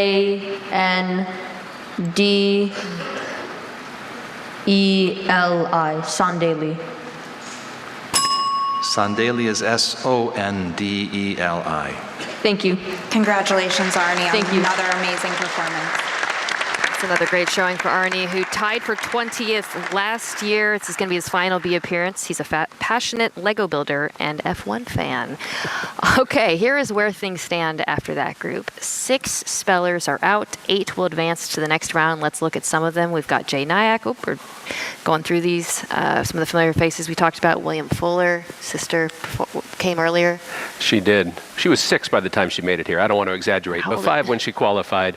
Joey, another family that's been in this B before, and it's so hard to say goodbye to any of the spellers. This has been a very, very difficult round. A little bit early, I think, the difficulty coming in. Yeah, some of these languages of origin are really tripping folks up. Stay with us. There is still plenty more excitement ahead. Soon, the next group of spellers takes the stage here at the 2026 Scripps National Spelling Bee Semifinals. We will be right back. The Scripps National Spelling Bee, sponsored by Chase. Make more of what's yours.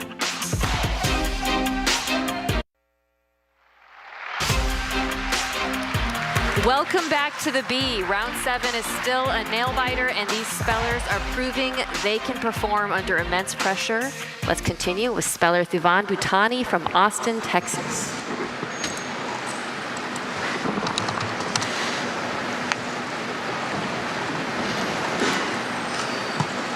Hi, Dr. Tietzema. All right, Ivan.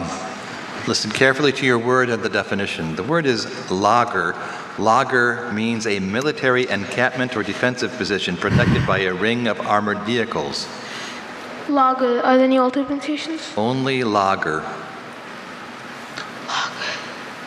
Well, he knows 2 ways Can I not have to the language spell it. version? This word is from a German-derived Is he old enough to know the other word? Lager. Could you repeat all the information? Lager is a noun. It's from a German-derived Afrikaans word. It means a military encampment or defensive position protected by a ring of armored vehicles. Every night, the Voortrekkers formed a protective lager with their livestock in the middle. Lager. Afrikaans is the biggest clue here. Lager. I'll give him that first syllable. L-A-A-G-E-R. Lager. That is correct. Thank you. I love That double A is so common in that language of origin, including the name of the language itself, Afrikaans. Amazing. All right, up next we've got Avishka Dudala from Prosper, Texas.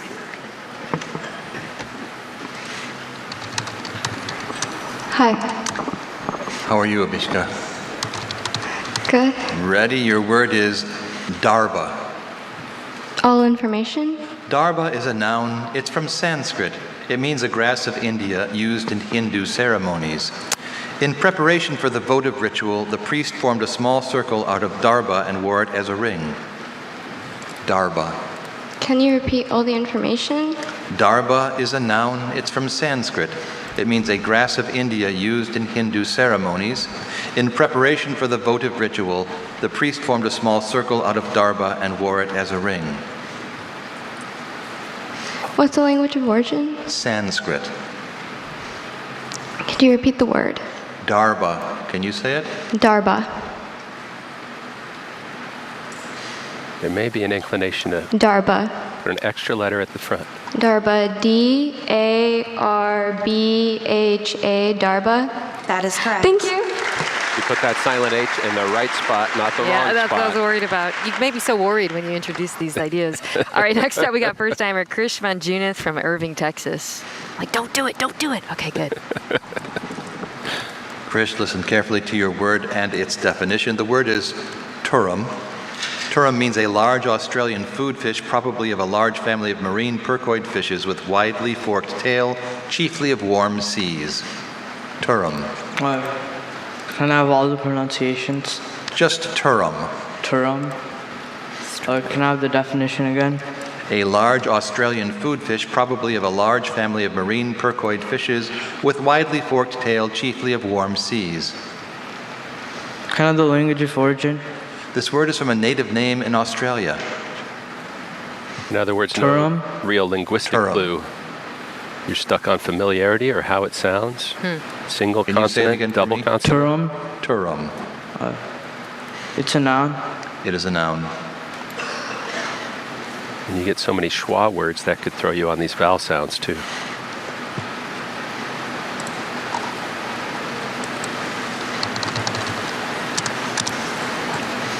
It's a native name of Australia? It comes from a native name in Australia. Turum. T-U-R-R-U-M. Turum. That is correct. All right. They looked at that swarm of obscure fish and tore them to pieces, Mina. Hey. All right, Logan Bailey is up next, 12 years old from Houston, Texas. Hi. Hi, Logan. Your word is bahut. Could you repeat that? Bahut. Bahut. May I have all the information? Bahut is also bahut, bahut, or bahut. It is a noun. It's from French. It means a chest or cabinet, especially one having a rounded top and used as furniture. The Baron's bahut was covered in leather tooled with his family crest. Bahut. Bahut. Could you say the language of origin again? French. What's the definition? A chest or cabinet, especially one having a rounded top and used as furniture. Could you repeat the word?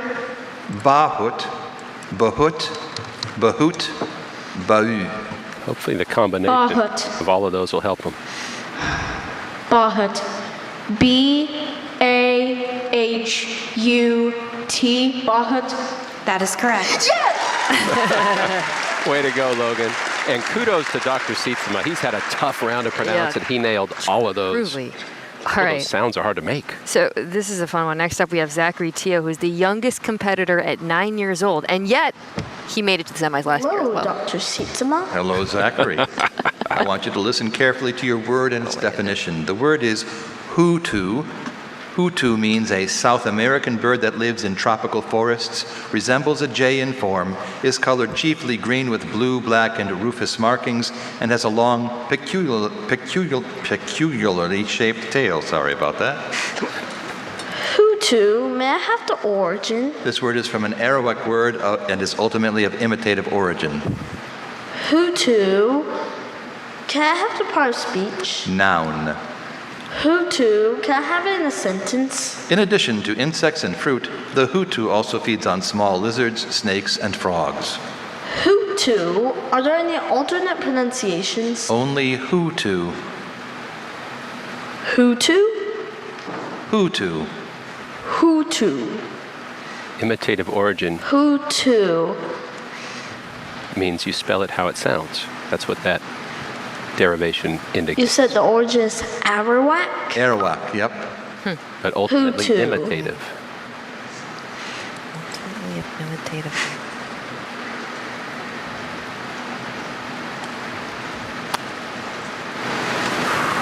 So they heard the sound this bird makes and said, this is how you spell that sound. Hutu. Tempted to do it. H-O-U-T-O-U. Hutu? That is correct. Boom. Okay. What do you think? It's like, hoo-too, hoo-too. That's probably it. I bet there's an app for that. I wonder if he did it in his head. That was amazing. And he's on. He's continuing. All right. Next up, we have Anidrud Roy from Brownsville, Texas. Okay. Your word is draw stay. Draw stay. Draw stay or draw stay. May I have the definition? The office or residence of a Boer magistrate in a rural district of South Africa prior to the establishment of British administration. May I have the origin? This word went from Dutch to Afrikaans. Can you put in a sentence? The old Cape Colony records indicated which draw-stay the land called the Parle was under. May I have the part of speech? Noun. Are there any alternate pronunciations? There's draw-stay and draw-stay. This vowel draw-stay, draw-stay. Not as common as the other one we had. That final syllable. Mm-hmm. D-R-A-A-S-T-E. Draw stay. Draw stay is D-R-O-S-T-D-Y. You did a wonderful job, Anirudh. Congratulations. And so often that ah sound in Afrikaans is the double A. So that was good instincts. He's got a couple more years to return. Oh, that's great news. All right, Siona Kandala from San Antonio, Texas comes up next. Tied for 20th last year. Hello. Hi there. Your word is garrowy. Garrowy. May I have all the information, please? Garrowy is a noun. It's from Arabic. It means a vigorous, tall-growing annual grass with usually prominently on spikelets that is adapted for growth in semi-arid regions and is widely cultivated for hay and fodder, also called Sudan grass. Garrowy looks similar to corn and is known for being able to outcompete weeds. Garrowy. May I have the definition again? A vigorous, tall-growing annual grass with usually prominently on spikelets that is adapted for growth in semi-arid regions and is widely cultivated for hay and fodder. Can you please repeat the word? Garrowy. Garrowy. Arabic's a clue. Garrowy. G-H-A-R-O-W-I.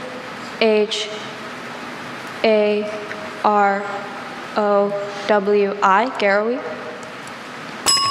Garrowy is G-A-R-A-W-I. Thank you. Siona, we're so proud of you. You've done a really wonderful job these past few years. Congratulations. This was the 4th straight year she had made it to the Nationals. So many friends here, so much respect from her fellow spellers. An incredible run and an incredible performance by this group. Only 2 spellers are out. 5 will advance to the next round. Here are some of their names: Sivan Bhutani, Aviksha Dudala, and Logan Bailey, Krish Manjunith. Yeah, Logan had that unbelievable moment there with the relief. And Zachary, our youngest competitor, still moving on. 9 years old. Only 3 under 11 and under, by the way, left in the B. This is an experience-based competition, but you don't have to have the experience to win it all. We'll see. The competition is far from over. You're watching the 2026 Scripps National Spelling Bee presented by Chipotle. We will be right back. The Scripps National Spelling Bee, presented by Chipotle. Real food made with just 53 easy-to-spell ingredients.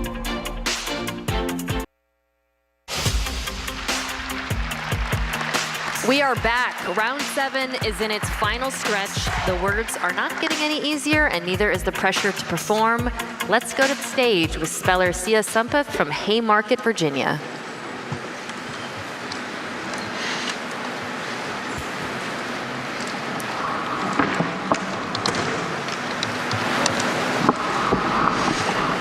Hi, Sia. Hi. Your word is Tagiig. Can I have the origin?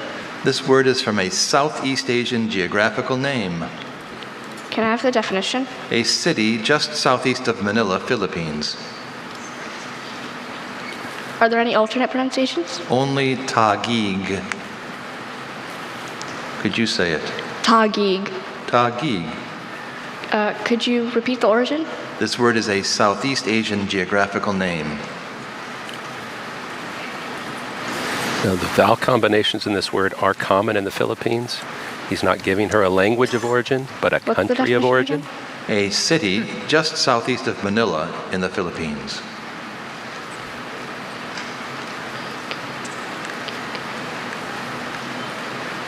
Could you repeat the word? Taguig.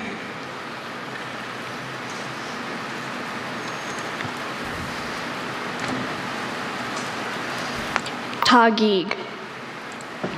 T A G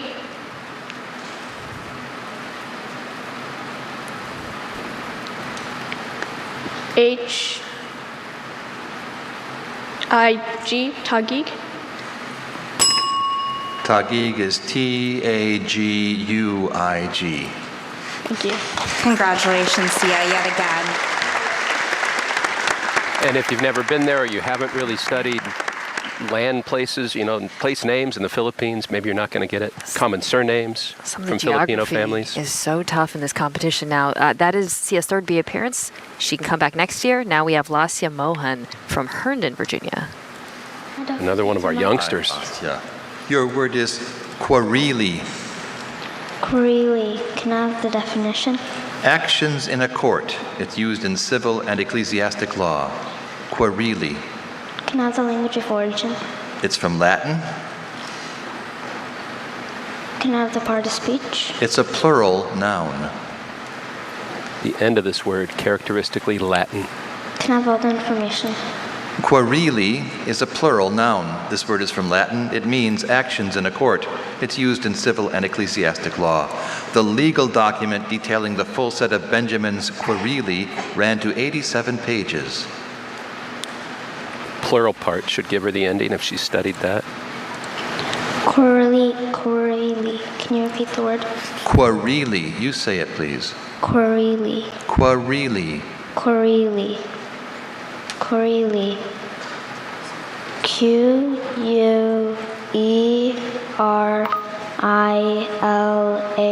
Quarili. She got the last part. Quarili is Q-U-E-R-E-L-A-E. Thank you. Lassia, you've been so impressive on stage. Congratulations. And eligibility-wise, Yeah, I was she gonna could be say. here 4 more times. Yeah, we're going to watch her grow in front of our eyes. We're going to see a lot more from Lassia. But next, we are going to see Taryn Shivkumar, from Glen Allen, Virginia. Top of the hat off to you, Dr. Sistema. And to you as well. I'd like to thank Brian Witt for giving me such wit. Wonderful. All right. Viral sensation. Your word is cryocell. Cryocell. Define that. Cryocell means a crystalline solid of constant composition and definite freezing point that is obtained by freezing a saturated solution and contains the same ratio of solute and solvent as were present in the saturated solution. Does this come from the Greek stem cryos, meaning ice or cold? Yes. Cryocell. This is a noun, right? This is a noun. What's the origin? This word was formed in French from originally Greek and Latin parts. Cryocell. Cryocell. C-R-Y-O-S-E-L-L-E. Cryocell. Cryocell is C-R-Y-O-S-E-L. Congratulations, sir, and thank You're you for teaching me what to worry entertaining about. us, and I'm sure you're now Because when they said a French, I was like, don't do E-L-L-E, because you made that is admonition the earlier. danger. The only thing that could have helped him is recognizing the root for salt, which is S-E-L. There are so many places that can take you down the wrong track. French is tricky. All right, next up we have Ethan Robert from New Berlin, Wisconsin. It's been 35 years since Wisconsin had a champ. Strong state, though. Howdy. Howdy, Ethan. Your word is wakna. Wakna. Could I have all the information, please? Wakna is a noun. This word is from Russian. It means a cod of Alaska and Kamchatka. In the summer, the wakna lives in open waters, whereas in winter it moves closer to the shore. Wakna. Could you could you please say the word again? Wakna. Could I have the definition once more? A cod of Alaska and Kamchatka. This is Russian, correct? This is from Russian. Is it a noun? It is a noun.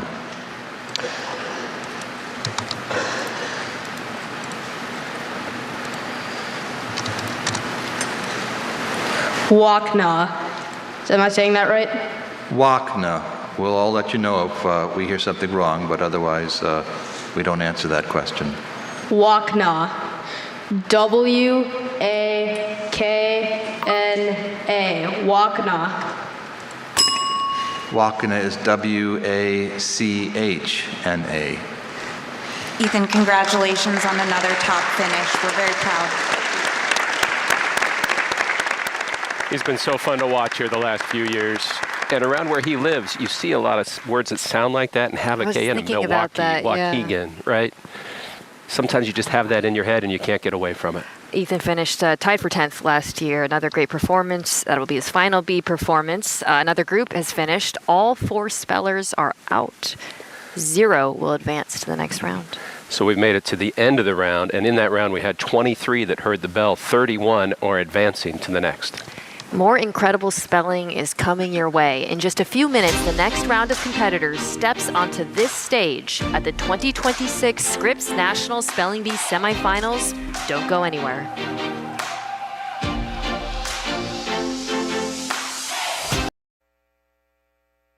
My favorite word is probably to thinker.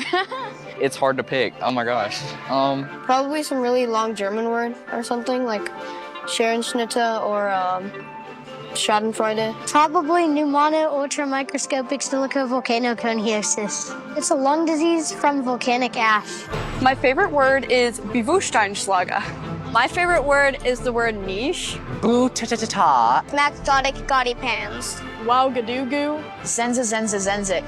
My favorite word is Kung Hanen. Lakeshore Gogagogman, Chog Gogagog, Chombanagogabog! The word I'm looking to spell most is probably cat, but I don't think that's happening.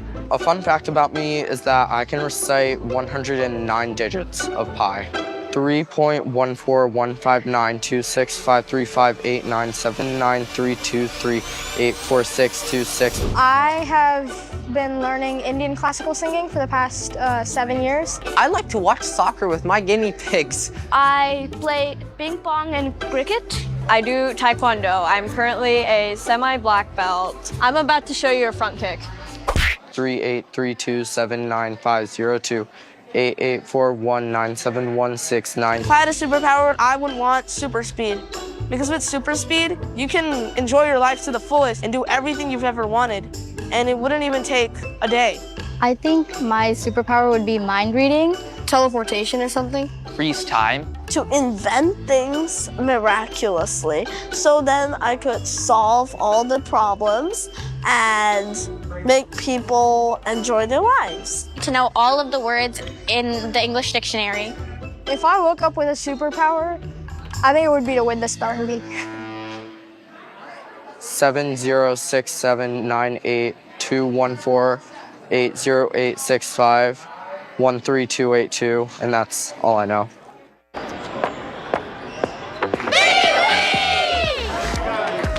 You excited? Like, duh. Like, duh. 11 million kids participate in spelling bees, and only 247 are here. Hydrophobia. H-Y-D-R-O-P-H-O-B-I-A. Island. I-S-L-A-N-D. I'm the first ever person in my school to compete. Yeah, I'm the first one from Cave Spring Middle School to make it. I'm really excited to compete, knowing this is my last year. This is my 3rd year at the Bee. It's a really magical experience to be here again. I'm so happy and proud of my journey here. I'm just really excited to spell my heart out. Bee Week is not all lights and camera and glamour. I'm feeling nervous. The competition is very high stakes. I've been pretty anxious, but I've been trying to work on that. To calm myself down, I breathe in and breathe out. The night before, I always have a little spa night, of course. I love the use of mantras. I won't miss right now. I will not miss this round.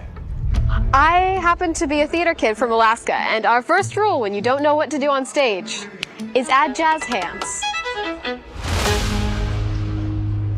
Remember, the competition is not the only important thing about Bee Week. What you're going to take from this, it's going to be the people you meet. We just met. Everyone here is so awesome. They're like kids just like me from all over the country. It's like my happy place here. It's just memories that I will never forget, and you can quite literally make nowhere else. I really wish this Bee Week would never end. Bee Week, best week! Welcome back. Round 7 is now complete, and we are moving on to round 8. And with a new round, we've got new Bee officials. These 3 are definitely legends around here. Please give a warm welcome to our head pronouncer, Dr. Jacques Bailey. Associate pronouncer, Dr. Brian Sietsema. And head judge, Mary Brooks. And now, back to the competition. Paul, what will this round be like? A whole lot different. I mean, this is a completely separate skill and a different clock. It's the vocabulary round. So this competition is all about the power of words, but is there really any power in a word if you don't know what it means? So this component here gives our celebrities the chance to prove that they aren't just memorizing letter sequences, they're building a verbal repertoire that they can rely on in the future. All right, here we go. Round 8, the vocabulary round. Let's find out who truly knows their words. Next up is speller Isha Marapudi from Chandler, Arizona. Howdy ho. Hi. Asterism. What is an asterism? A mixing up of the sounds of 2 words for comic effect. B, a star-shaped figure exhibited in some crystals by reflected light. C, a lyric poem praising the beauties of life in the countryside.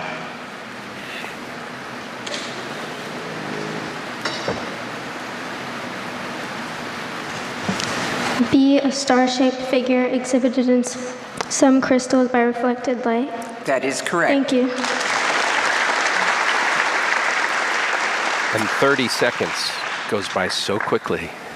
She didn't waste any of that time. Next up, we have Aiden Mung from Orinda, California. Bouillabaisse. Bouillabaisse is a kind of A, tropical shrubbery. B, fish stew. C, lively dance. Crazy. Bouillabaisse is a kind of fish stew. Correct. Thank you. Crazy because it was crazy easy for him? What do you think? For him, because that's such a tricky word to spell. Yeah. A lot of spellers have studied that word. Totally. All right, this is Olive O'Brien from Los Howdy Angeles. ho. How you doing, Olive? Good. Okay. Let me just find my place here. Cryptonym. What is a cryptonym? A, the entrance to a tomb. B, a secret name. C, a word imitating a natural sound.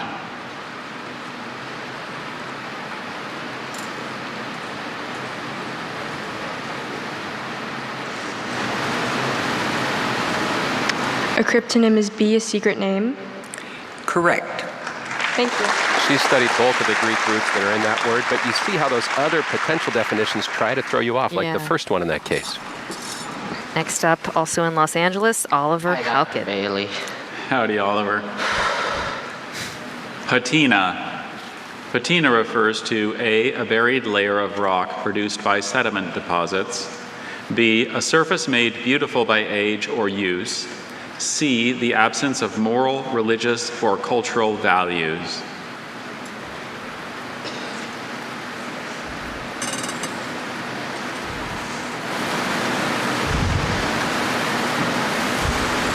Could you repeat everything, please? Patina refers to a buried layer of rock produced by sediment deposits. B, a surface made beautiful by age or use. C, the absence of moral, religious, or cultural values. Patina is B, a surface made beautiful by age or use. That is correct. Thank you. 30 seconds go so fast. And around Washington, D.C., on every corner, you can see a statue, and many of them have a well-established patina. There you go. This is Victoria Lee from Eastvale, California. Hello. Hello. Haptic. Something described as haptic, A, deliberately omits information. B, has 7 of something. C, relates to the sense of touch. Something described as haptic is C, relates to the sense of touch. Correct. I only know that because of my iPhone. How about you? See, you can learn anywhere. All right, we've got Shrey Parikh up next from Rancho Cucamonga, California. Hi, Dr. Bailey. Hi, Shrey. Idiolect. An idiolect is a system of monastic self-regulation in the Eastern Orthodox Church. B, the language of speech patterns of a single individual at a particular period of life. C, an isolated plant cell that differs markedly in form from neighboring cells. An idiolect is B, the language or speech patterns of a single individual at a particular period of life. Correct. You recognize that for speech. You see it in dialect, so many other words that he's familiar with, lecture. Here comes Charlie Huang from Oak Park, California. Hello. Howdy. Okay. Pause.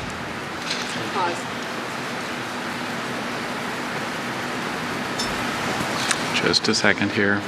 All right, I think they're working on what word might be next, and I'm really impressed by how the people who put these word lists together, whether it's a spelling round or a vocabulary round, think about it. How hard is it to get a whole round worth of words that are about the same level of difficulty? Right. As a competitor, maybe you never feel that way because the one you got was the hardest one, but there's been some of that. Picking words where you can see how their spelling studying helps them because the parts of the words, as you've mentioned, there's a lot of times you can identify little segments that they're probably familiar with from studying spelling. Yeah, you wouldn't want them to go out and vocabulary on a word, say, that nobody really knows till they're 50 or 60 years old. How would they be exposed to it? But these are words that have some kind of connection to something they've studied.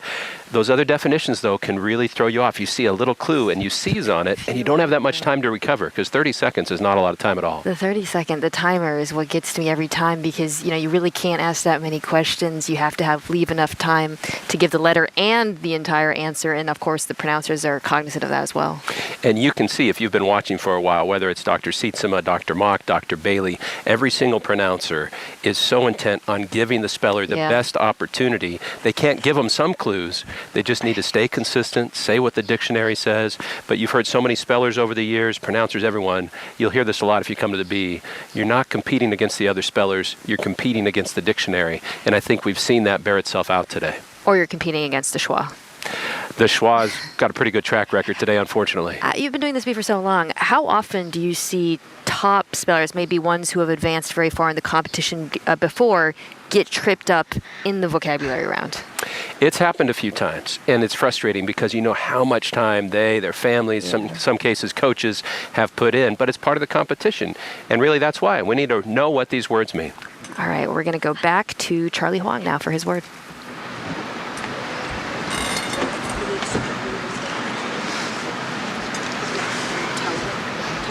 We're skipping the next word. It's not flashing on the screen, so just go to the next.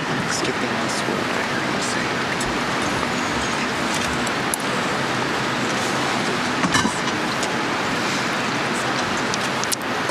Get there. Okay, I think we're ready. Okay. Sorry about that. Countenance. A countenance refers to A, an agreement to rent an apartment, B, a sum granted as a reimbursement, C, the expression on one's face. Can you please repeat the options? Sure. A countenance refers to A, an agreement to rent an apartment, B, a sum granted as a reimbursement, C, the expression on one's face. A countenance refers to B, a sum granted as a reimbursement. A countenance refers to C, the expression on one's face. Thank you. Congratulations, Charlie. Great performance the past 2 years here. And sometimes glitches happen, right? A delay in the competition could come from a lot of factors, and Charlie had to sit up there thinking about it, waiting for it, and apparently he just hasn't been exposed to that word yet, but I know when we see him back, that countenance is going to be smiling and enthusiastic. Hey, yeah, I think the word count kind of tripped him up there, but he can come back, of course. Now we are joined by another youngster, R7-9 from Toronto. Penance. Penance refers to A, an act to show sorrow for a sin, B, a subtle or understated quality, C, waving a flag to celebrate a victory. Does penance refer to A, an act to show sorrow for a sin? That is correct. Yes. No penance required for him. Okay. And Canada's never had a champ here. He's got a shot. Really? Wow, I didn't know that. All right, next up we have Isaac Brogan, also from Canada, Maidstone, Ontario. Had 2 runners-up from our neighbors to the north, but no champions. Hi, Isaac. Guerrilla. A guerrilla is A, one who translates one language to another, B, one whose job is to prepare and serve coffee, C, one who engages in unconventional warfare. A guerrilla is C, one who engages in unconventional warfare. That is correct. Thank you. You don't want your barista going into guerrilla mode, that's for sure. When you know it, answer it immediately. All right, next up, Zwei Spacetime from Fort Washington, Maryland.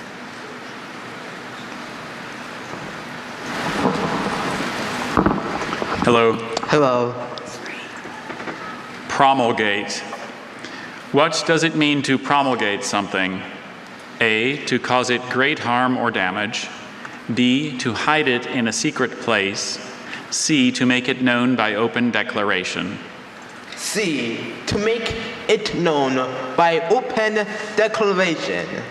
That is correct. And interestingly enough, Washington, D.C. has never had a champion either, even though his family has had a champion with his older sister when they lived in New Orleans. Wow. Oh, man, you would think that Washington would have produced a winner. All right, just like that, another group is done. 1 speller is out. 9 will advance to the next round. Good performance early on in vocab. Exactly. If you see that meaning from the root study, that's going to be a big help. If you start fishing, you might run out of time. The words keep getting tougher, the stakes keep getting higher. In just a few minutes, more spellers will step into the spotlight here at the semifinals of the 2026 Scripps National Spelling Bee. We will be right back. The Scripps National Spelling Bee, sponsored by Universal Orlando Resort. 4 parks, 1 incredible vacation.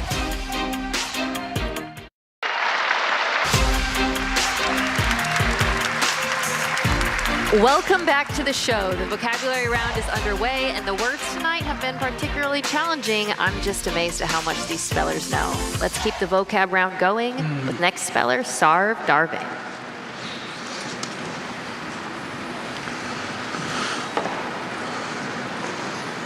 Good afternoon, Dr. Bailey. Good afternoon, Sarv. Mutable.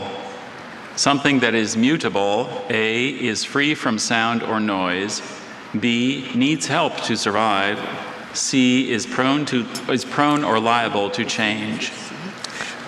Something that is mutable is C, prone or liable to change. That is correct. Thank you. I wish more people were mutable, but he got that one right. Going with the correct answer. Next up, we have Shruti Ayagari from Aurora, Illinois. Hey, Dr. Bailey. Hey, Shruti. Lithe. A person described as lithe is A, careless and quick to speak, B, agile and flexible, C, awkward and lacking grace. Could you repeat the word, please? Lithe. Lithe. A person described as lithe is B, agile and flexible. That is correct. Thank you. But you kind of have to be in this competition from a mindset. Mentally lithe. All right, we've got Lauren Marilana coming up from North Potomac, Maryland. Hi. Hey, Lauren. Loathsome.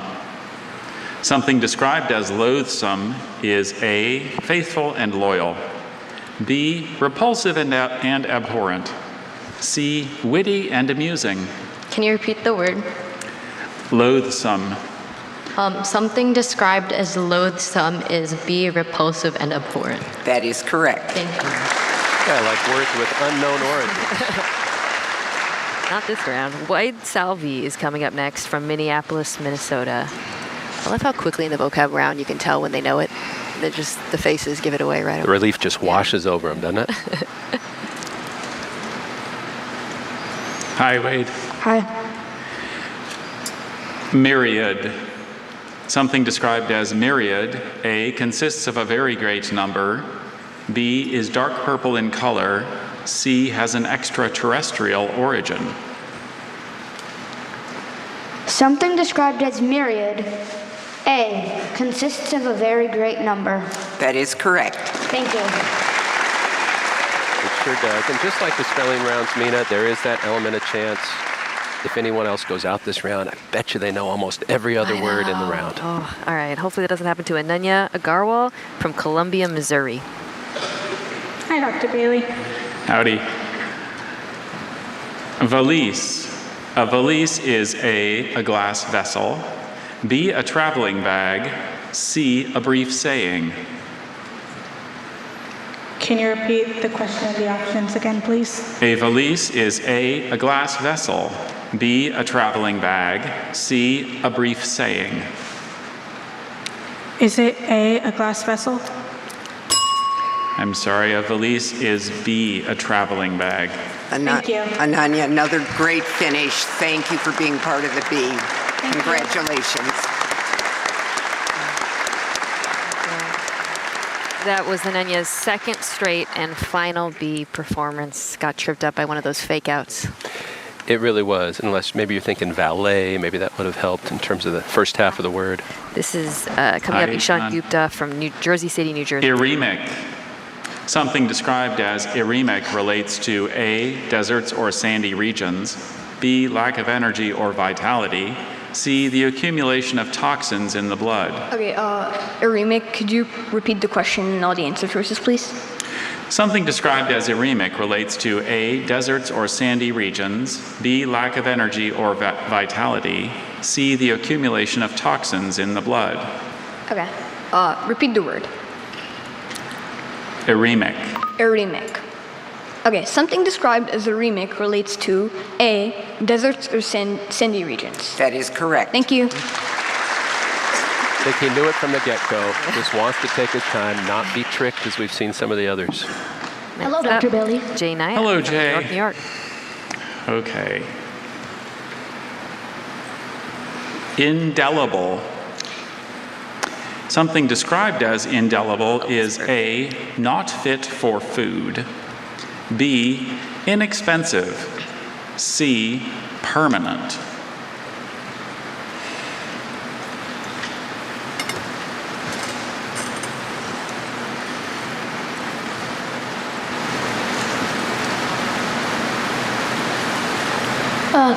Can you repeat the word? Indelible. Something described as indelible is B, inexpensive. I'm sorry, something described as indelible is C, permanent. Jay, this is your third year outstanding performance. Congratulations. Thank you. And like every speller who hears that ding, indelible will be an indelible word in his future, but hope to see him next year and even the year after that if he doesn't win next year. Yeah, so young, tied for 20th place last year. Definitely has some competition left in him. But next up, continuing our competition, we have Kushi Godikmula from Morrisville, North Carolina. Hinterlands. Hinterlands are regions that are A, believed to be inhabited by spirits, B, densely populated, C, remote from cities and towns. Can you repeat the question? Sure. Hinterlands are regions that are A, believed to be inhabited by spirits, B, densely populated, C, remote from cities and towns. Hinterlands are regions that are C, remote from cities and towns. That is correct. Thank you. some of these words this round are those that maybe the more books you read, the more you're going to run into. Yeah, I was thinking about that with hinterlands. Phanindra Veluso, also from North Carolina, Concord, comes up next. Hello, Phanindra. Yeah, what's up? Oh, what's up? We're having some vocab here. Okay. Pastoralist. A pastoralist is A, a leader of a musical ensemble, B, a maker of clocks or watches, C, a caretaker of cattle or sheep. Pastoralist. That's where root word knowledge helps. Pastoralist is C, a caretaker of cattle or sheep. That is correct. Light work for Phanindra. The North Carolina hot streak continues. Up next, we have Harini Jayakumar, from Mooresville, North Carolina. Hello, Harini. Doff. What does it mean to doff something? A, to extinguish it like a candle. B, to take it off like a hat. C, to breathe it in like an odor.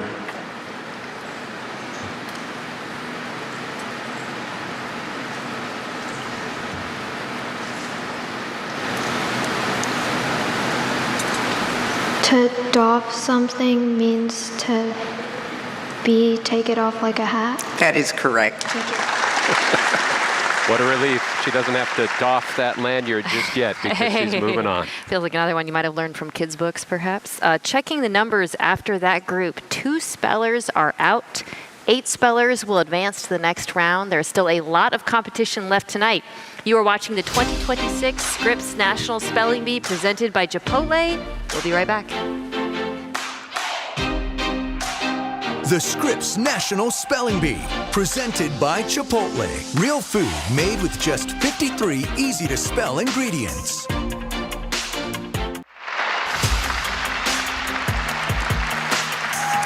We are back. The vocabulary round is nearly complete, and the field continues to narrow. Every remaining speller tonight has avoided the bell thus far. Round 8 continues with speller Such Akella. Howdy, Dr. Bailey. Howdy, Such. Arachnophagus. Arachnophagus. If something is described as arachnophagus, it A, eats spiders, B, swallows its prey whole, C, has 8 legs. Can you repeat the question, please? If something is described as arachnophagus, it A, eats spiders, B, swallows its prey whole, C, has 8 legs. Oh, sorry. If something is described as arachnophagus, it A, eats spiders? Correct. Thank you. 2 very recognizable roots that he'd studied for other words, and a bit of a relief for Such. Here is Tia Geisler from Mentor, Ohio. Hello, Dr. Bailey. Hi, Tia. Plebiscite. What is a plebiscite? A, a vote of the people, usually by universal suffrage. B, an ornate circular bench in a public square. C, a formation of Roman infantry with joined shields.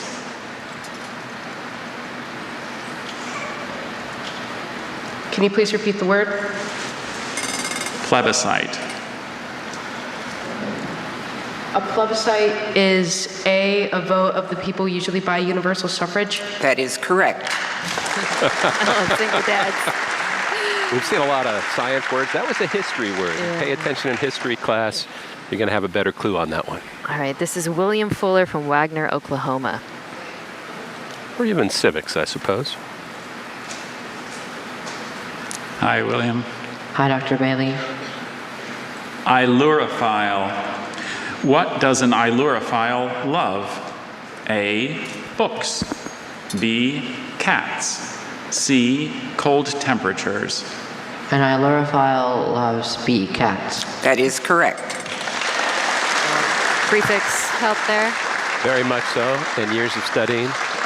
And he kind of had the demeanor of, what else you got for me? Notably, they see the words in front of them, so that helps too. Don't have to ask questions. This is Joey Anand from Glen Mills, Pennsylvania. Archaeopteryx. An Archaeopteryx is a type of A, hidden tomb for royalty, B, primitive reptile-like bird, C, lookout tower on a fortified wall. An Archaeopteryx is a type of C, lookout tower on a fortified wall. An Archaeopteryx is a type of B, primitive reptile-like bird. Joey, congratulations both on last year and this year top finishes. Way to go. Thank you. That last word I said, like civics class, you don't usually have that till high school. You also don't usually have biology until high school, and that's a word she may have encountered there. Tough when you see him go out on the vocab. That will be Joey's final B. Next up, we have Thivan Bhutani from Austin, Texas. Hi, Dr. Bailey. Howdy. Prodigal. Someone described as prodigal is given to A, overbearing bossiness, B, unrestrained spending, C, faithful obedience.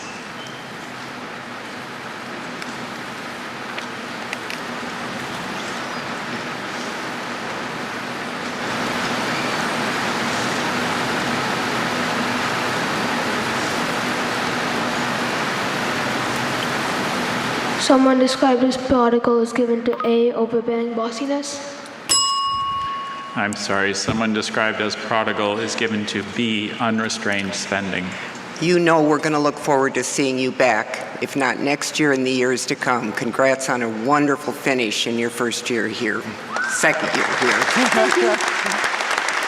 Another one that came down to familiarity. There weren't any root word clues or anything relevant to something he had studied, unfortunately. That was his second straight B appearance, by the way. Okay, he can come back. Next, we have Avishka Dudala from Prosper, Texas. Hi. Hello. Sanguinary. Someone described as sanguinary is A, fatigued, B, timid, C, bloodthirsty. C, bloodthirsty. That is correct. Thank you. So that one had the root word clue. She studied a lot of words with that root for blood. Didn't need to hesitate. No questions there. All right. Next up, Hello. we have Krish Manjunath from Irving, Texas. Ablution. What is ablution? A, the expansion in the size of something. B, the removal of an organ by surgery. C, the washing of one's body as a religious rite. C, the washing of one's body as a religious rite. That is correct. Texas has more champions than anyone, and those Texans moving on. Another Texan, Logan Bailey from Houston, comes up next. Howdy again. Howdy, Logan. Akinesia. Akinesia refers to A, the transfer of thought from one mind to another, B, periods of silence in a musical composition, C, loss or impairment of voluntary activity. Akinesia refers to C, loss or impairment of voluntary activity. That is correct. Thank you. That was fast.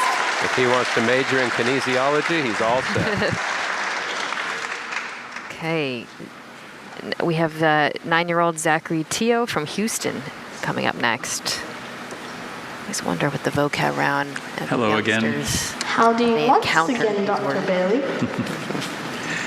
Kitsch. What is kitsch? A, artistic material thought to be low quality. B, objects used in the performance of religious rites. C, music composed for formal state occasions.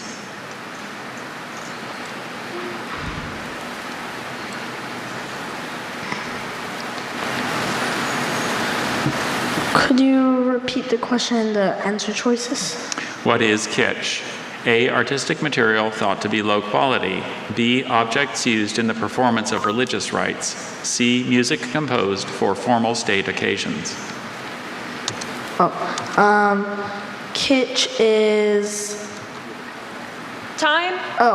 A, artistic material thought to be low quality. That is correct. Man,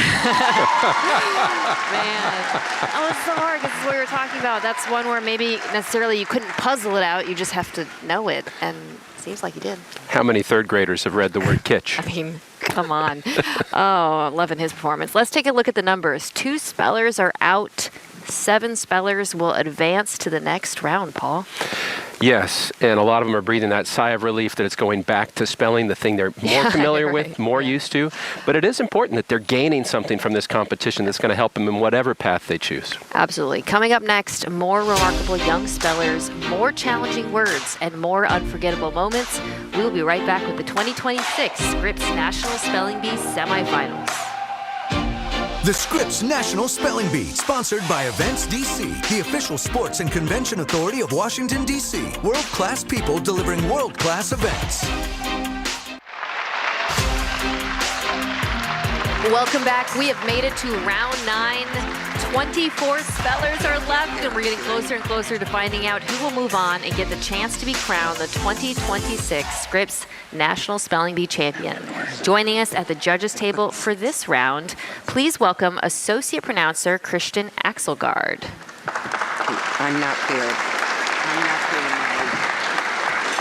And now, back to the competition. Next up is speller Isha Marupudi. What number? 6 and 11. I think, yeah. Let me just make sure we're all on the same page up here. Yeah, you passed it. Okay, can I now use? There you go.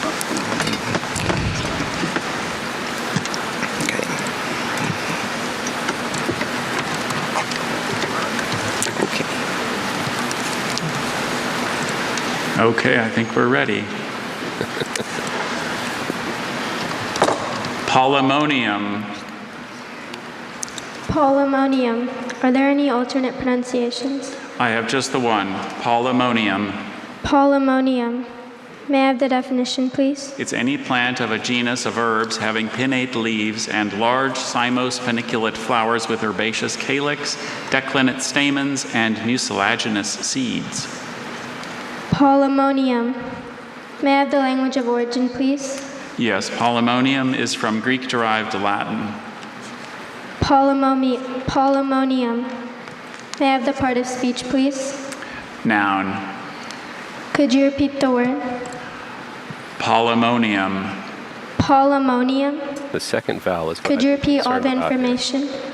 Polymonium is a noun from Greek-derived Latin. A polymonium is any plant of a genus of herbs having pinnate leaves and large cymose paniculate flowers with herbaceous calyx, declinate stamens, and mucilaginous seeds. Could you repeat the word? Polymonium. Polymonium. Polymonium. Polymonium. P.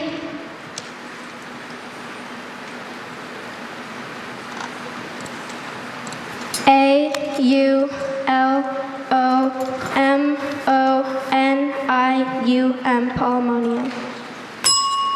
Polymonium is spelled P-O-L-E-M-O-N-I-U-M. Thank you. Congratulations. What a bee experience you've had this year. We're so proud of you. She made it to the finals last year. Certainly she could have gone this year. It's all what word you get. I thought she might go with the P-O-L-Y prefix there, but when they told her the origin of this word having to do with the plant, I think she thought some of those species names would have a name in them, unless what she chose to go with. Aiden. This is Adrian May from from Orinda, California. The word is curve, and it means to undercut coal in a mine. Curve. All info, please. I'm sorry? All info, please. All the information. Yes. Curve means to undercut coal in a mine. Curve is a verb, and curve was probably formed from an English word. Deep within the narrow tunnel, a miner worked to curve a seam of coal over his head. Curve, repeat the origin, please. Probably from an English word. Probably from an English word. Probably. Curve, repeat the definition, please. To undercut coal in a mine. Curve. Can you please repeat all the information? Curve was probably formed from an English word. Curve is a verb. Curve means to undercut coal in a mine. He knows one way it's not spelled. Right. Eliminate that. Curve. Any alternate pronunciations? Deal with Just the one, curve. The origin. Doesn't help. Repeat the origin, Brutal. please. Probably from an English word. Hearing it. Curve. K-I-R-V-E, curve. That is correct. What do you do with probably? You get it right. I mean, No trouble with the curve. That was like a Phil Necro knuckleball thrown at him, and he hit it out of the park. Holy mackerel. Thought, no way. All right, this is Olive O'Brien from Los Angeles, California. Hello, Olive. Martinia. Martinia, may I have the definition, please?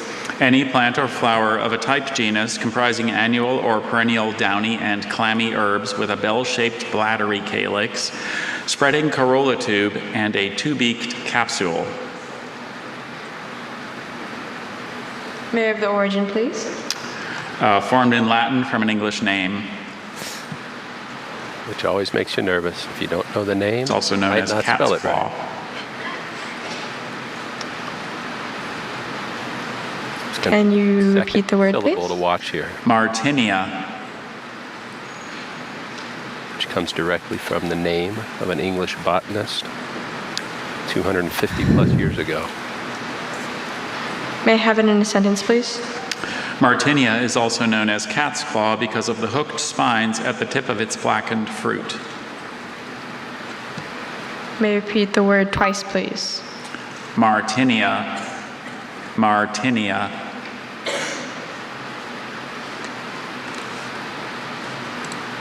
Martinia.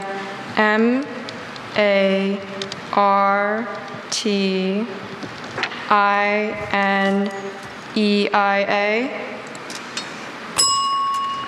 Martinia is spelled M-A-R-T-Y-N-I-A. Olive, you've been so impressive every time you stepped up to the microphone. Congratulations. What do you do if you don't know the name? That's just it. And she took a great guess. You know it's going to be hard at this level in the competition. If you haven't studied that particular plant, chances are you're out of luck. That was Olive's first B and final B. She plays the violin as well in our school's orchestra. Also in Los Angeles is our next competitor, Oliver Halpin. Hi, Oliver.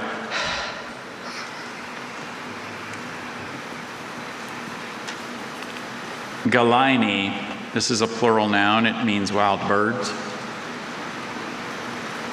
Plural noun's a big clue here.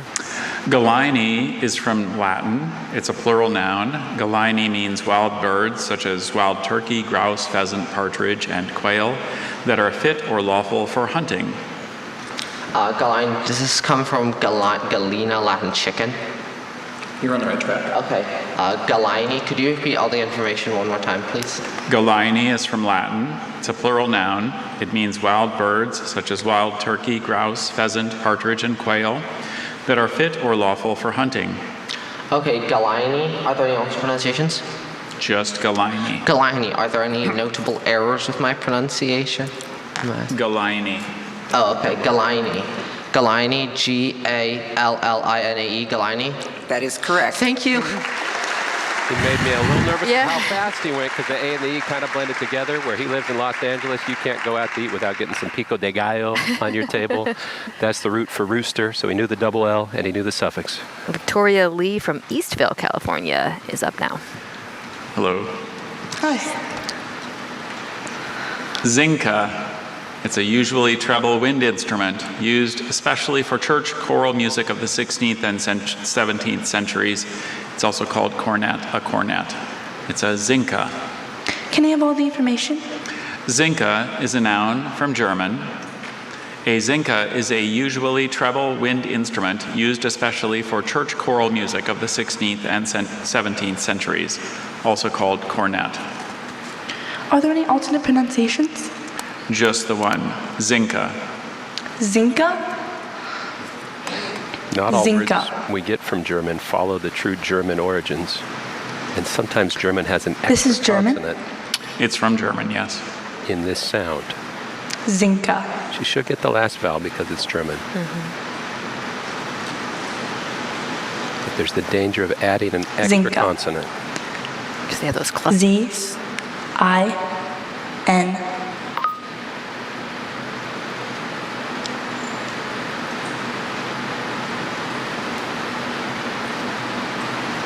K.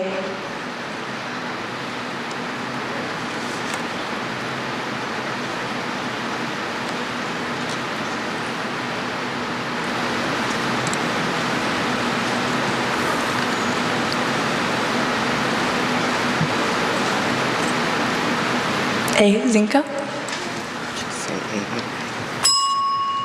Zinka is spelled Z-I-N-K-E.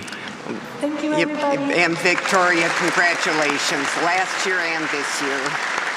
You could feel the dilemma. Was she going to add a C between the N and the K? She didn't. She was still on track. And then just like the word Danka for thank you, it's an E at the end. She'll never miss it again, and hopefully we'll see her back on that stage next year. Yes, she can come back. This is only her second year. She's also a black belt in Taekwondo. Here is Shrey Parikh from Rancho Cucamonga, California. Kronstadtite. Kronstadtite, can I have all the information, please? Kronstadtite is a mineral consisting of a black hydrous iron silicate of the chlorite group, crystallizing in hexagonal prisms with perfect basal cleavage and showing a dark green streak. It's from a German word formed from a Swedish name plus a German element, and it's a noun. Kronstadtite, C-R-O-N-S-T-E-D-T-I-T-E, Kronstadtite. That is correct. No questions asked. Well then, impressive. And all the other spellers took note of it. He missed Washington last year, but he tied for third the year before. He's a real contender. He is one to watch, as you saw there. All right, next up. Brinjari. Brinjari, is this Hindi? It's English, but it's from Sanskrit-derived Hindi. Brinjari. May I have all the information, please, except for the sentence? Certainly. Brinjari is a traveling dealer in grain and salt in India. Brinjari is a noun, and it's from Sanskrit-derived Hindi. Brinjari. B-R-I-N-J-A-R-R-E-E, Brinjari.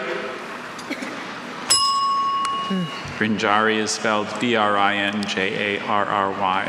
But Arshan, you are such an inspiration to young spellers out there. Congratulations, and we'll hope to see you back. Thank you. EE is very common in those languages. Think about Dungaree or Darjeeling, so that made a lot of sense to do that. But at this level of the competition, you're not always going to follow tendencies.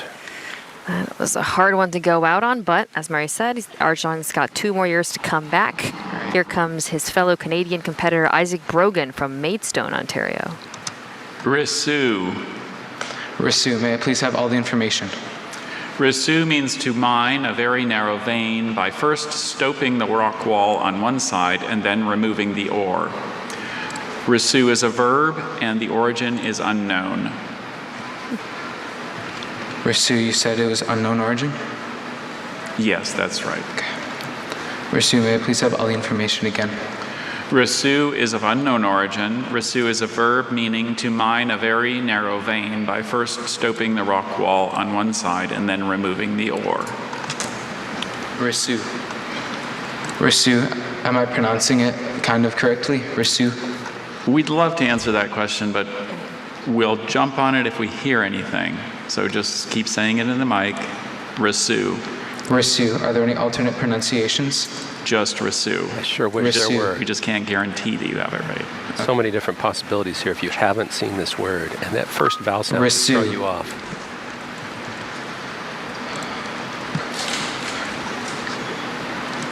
Risu. R-I-S-S-U-E. Risu. Risu is spelled R-E-S-U-E. Isaac, you had a break in your action here at the Scripps National Spelling Bee, and we applaud you for coming back, finishing out your eligibility. You have done an amazing job. Be proud. Thank you. That just felt like one of those roads with no street signs or guideposts, and you just, like you said, you know it or you don't, but there's no clues or patterns to help. There really wasn't. And sometimes a word that short is harder than one 3 times as long. Wow, that was a great B for Isaac. That was his final B. Next up, we have Zwei Spacetime from Fort Washington, Maryland. Jogging to the mic. He's ready.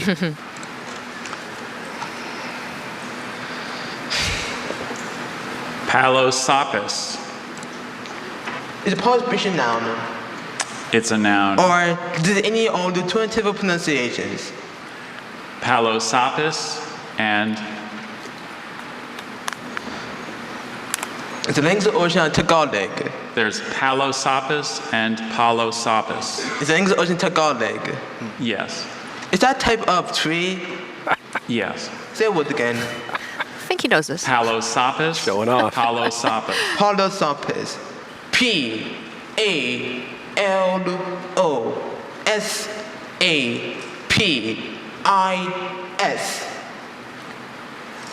Say the word if you're finished. Palosopis. That is correct. Giving them the information before they give it to him. That's a power move. I love it when we see that happen. His sister did that a few times when she won it all. He's a contender to do the same. That is Zaila Spacetime. All right, another group has finished, and with that, 5 spellers are out, and 4 will advance to the next round, Paul. And if you make it right this round, you're getting so much closer to the finals. We'll see how difficult the rest of the round is. We are nearing the end of an unforgettable night at the 2026 Scripps National Spelling Bee Semifinals, and the pressure has never been higher. In just a few minutes, more spellers will take the stage. The race for a spot in the finals continues. We will be right back.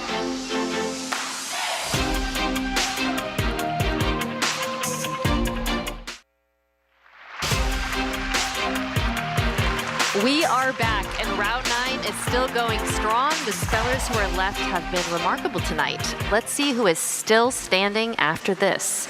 It's now time for last year's 3rd place finisher, Sarv Darvain, to take his turn at the mic. Hello, Dr. Bailey. Hello, Sarv. Originism or originism. Originism. May I please have the part of speech? A noun. May I please have any alternate pronunciations? Originism, originism. May I please have the origin? It's formed from a name plus an English element. May I please have the definition? The doctrines held by or attributed to a 3rd century Christian theologian who sought to work out a complete Christian philosophy based on the scriptures and developed largely along Platonic lines. Could you please repeat the word? Originism, originism. Originism. So the origin comes from the name origin. Originism. Which is O-R-I-G-E-N-I-S-M.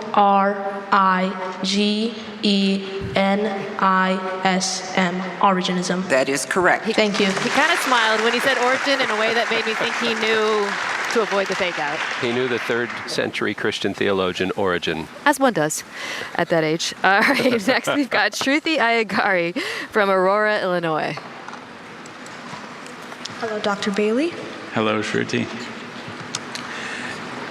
Licidiform. Licidiform. May I have the definition, please? Resembling any of a large genus of crustose lichens found on rocks and tree trunks and distinguished by the usually dark hypothecium. Licidiform. Licidiform. Licidiform. May I have any alternate pronunciations? There's just the one, Licidiform. Licidiform. May I have the language of origin, please? Formed from a part that went from Greek to Latin plus an originally Latin part. Licidiform. May I have the part of speech, please? Adjective. Licidiform. Licidiform. You should have the back half of the word. Licidiform. Those first 2 syllables present multiple possibilities. Licidiform. Licidiform. Can you repeat all the information, please? Licidiform is formed from a part that went from Greek to Latin plus an originally Latin part. Licidiform is an adjective. It means resembling any of a large genus of crustose lichens found on rocks and tree trunks and distinguished by the usually dark hypothecium. Okay. Licidiform. Licidiform. Licidiform. L-I-C-I-D-E-I-F-O-R-M. Licidiform. Lecidiform is spelled Leccideiform. Congratulations. Thanks for being with us this year and last year.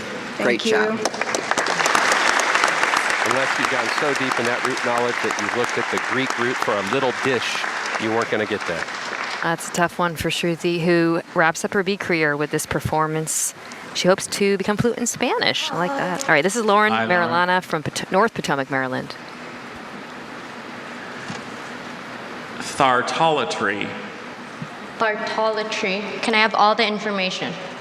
Thartolatry means followers of the monophysite patriarch Severus, who taught that the body of Christ was subject to corruption prior to his resurrection. It's formed in Latin from Greek parts, and it's a plural noun. Plural. Okay. Can you repeat the word? Thartolatry. Thartolatry. Are there any alternate pronunciations? No, I have just the one. Thartolatry. Really bizarre word in Does front of this this have word. the Greek latria, meaning like worshiper? Yes. Can I have all the information again? Tricky. Thartolatry was formed in Latin from Greek parts. It's a plural noun. It means followers of the monophysite patriarch Severus, who taught that the body of Christ was subject to corruption prior to his resurrection. Can you repeat the word? Thartolatry. Thartolatry. Thartolatry.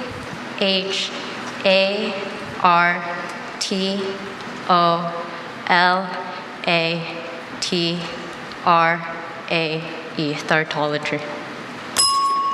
I'm sorry, thartolatry is Phthartolatray. Congratulations on your high finish this year and for being here last year, too. Well done, Lauren. So she got that characteristically Latin ending to the word, but that PH-TH combination, there's only a few words in the dictionary that have How it. do you even know the silent P Unfortunately. there? Yep, that's one. Oh my goodness. That was a lot of consonants next to each other. All right. Next up, I believe this is Wade Salvi from Minneapolis. Prie-dieu. This is a singular noun. It's prie-dieu, prie-dieu, or prie-dieu. Language of origin, French.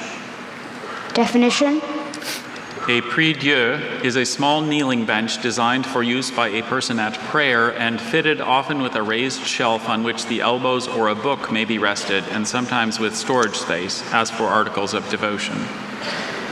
repeat the word and its alternate pronunciations, please. I have prie-dieu, prie-dieu, and prie-dieu. French helps, but really it's the definition. Prie-dieu, the two elements of this word. And prie-dieu.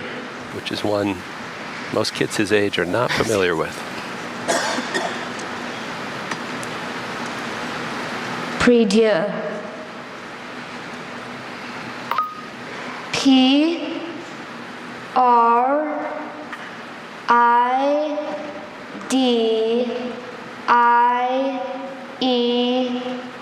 P-R-I-D-I-E-U-R. Prie-dieu.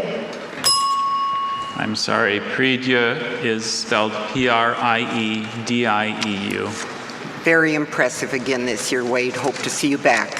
Thank you. It literally means pray to God. Those are the two elements in French. But again, really out there, such a difficult round. French words, some of the most challenging. Wade obviously has years left when we can continue to compete. Here's Ishan Gupta Manavolins. from Jersey City, New Jersey. Manavolins, can I please avoid the information? Manavolins means odds and ends of food, leftovers. It's also fancy or made dishes. Manavolins is of unknown origin, and it's a plural noun. Manavolins, are there any alternate pronunciations? I have just the one, manavolins. Manavolins, can I avoid the information once more? Manavolins is of unknown origin. It's a plural noun, and it means odds and ends of food, leftovers, also fancy or made dishes. Okay, manavolins. Manavolins, did you say there were any alternate pronunciations? There are not. Okay, manavolins, just repeat the definition. Odds and ends of food, leftovers, also fancy or made dishes. Okay, manavolins. M-A-N-A-V-O-L-I-N-S. N-A-V-E-L-I-N-S. Malevolence. That is correct. Thank you. How did he solve that one? When he first repeated it, I had a feeling he'd seen it before. Okay. Sometimes as a speller, you memorize things basically, okay, it sounds like javelins. I'll spell it that way with that schwa letter. Yeah, interesting. All right, this is Kushi Godimukala Hi, from Morrisville, North Carolina. There we go.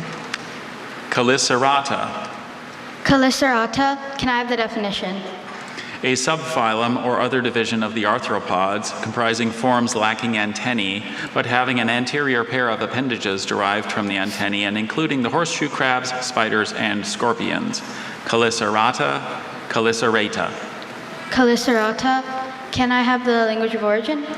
It's from Latin, which formed it from a French word ultimately derived from Greek parts, and it's a plural noun. Caliceratta, are there any alternate pronunciations? There's Calicerata, Calicerata. Does this come from Greek kili, meaning claw? Yes. Caliceratta. That solves the first half. Can you repeat the word? Calicerata, Calicerata. Caliceratta. C-H-E-L-I-C-E-R-A-T-A.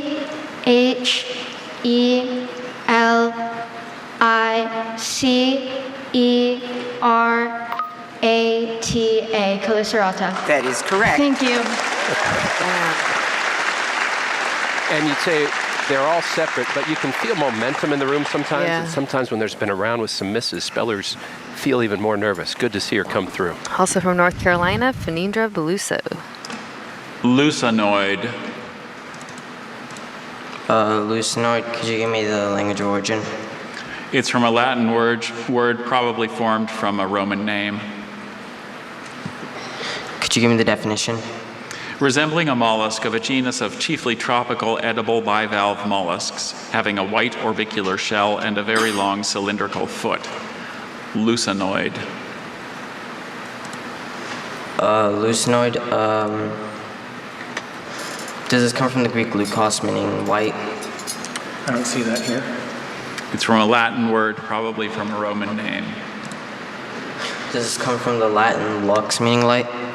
I don't see that here. All right, lucinoid, L-U-S-A-N-O-I-D, lucinoid. I'm sorry, lucinoid is L-U-C-I-N-O-I-D. Wait, could you say? I just want to know. L-U-C-I-N-O-I-D. All right, thank you. And we're so glad you were back this year. You've done us proud and your regional sponsor as well. Congratulations. I'm me now. Got a lot of words today, Mina, that if you don't know that specific genus of plant or animal, you're not going to get it. That will be Phanindra's final B. Excellent performance from him. Elsewhere in North Carolina, we have Harini Jayakumar, who's from Mooresville. Tainaron. Tainaron, can I have the language of origin? It's a Greek geographical name. Tainaron, are there any alternate pronunciations? Just the one, Tainaron. Tainaron. Tainaron, can I have all the information? Tainaron is from a Greek geographical name. It's a geographical entry. Tainaron is a cape in southern Greece at the southern tip of the Peloponnese between the gulfs of Laconia and Messenia. It's the fabled entrance to the realm of Hades. Can you repeat the word again? Tainaron. Tainaron. Can I have the language of origin? It's a Greek geographical name. Can you repeat the definition again? Tainaron is a cape in southern Greece at the southern tip of the Peloponnese between the gulfs of Laconia and Messenia. Could you repeat the word one more time? Tainaron. Tainaron. Tainaron. T-E-N-A-R-O-N.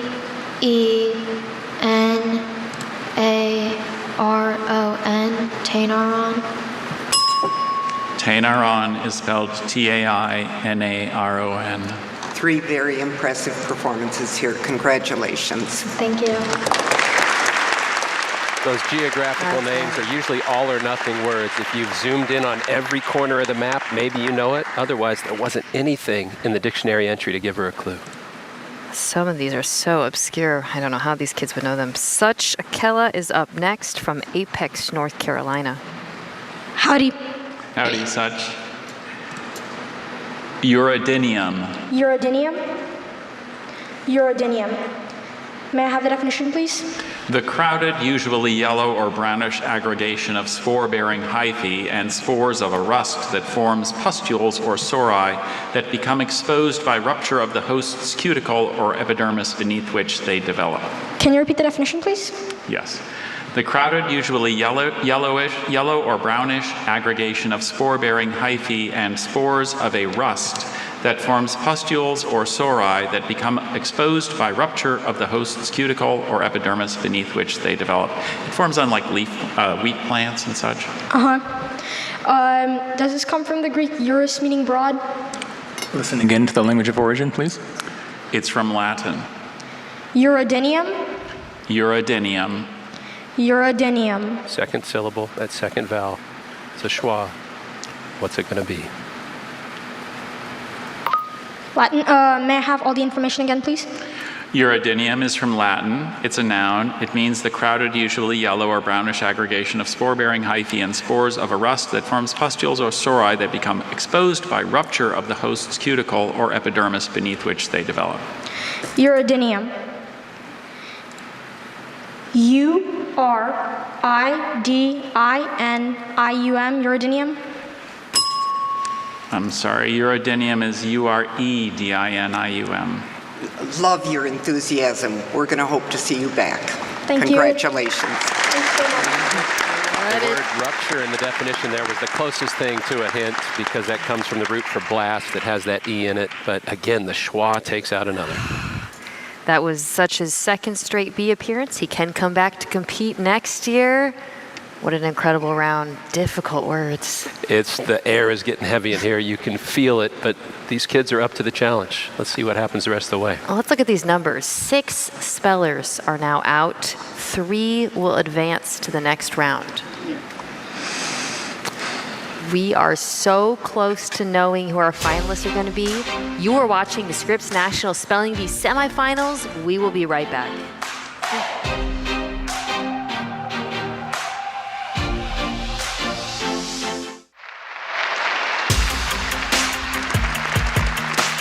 Welcome back. This is it, the final stretch of round 9. So far, 7 spellers have made it through with 6 left to go. Well, and judging by past results, this could be it. Anybody who spells on stage in this round, I think, is going to make the finals because we're down to just so few remaining. Oh, they're so close. Soon we're going to know who's going to be competing for the championship of the 2026 Scripps National Spelling Bee. Our next speller is Tia Geisler.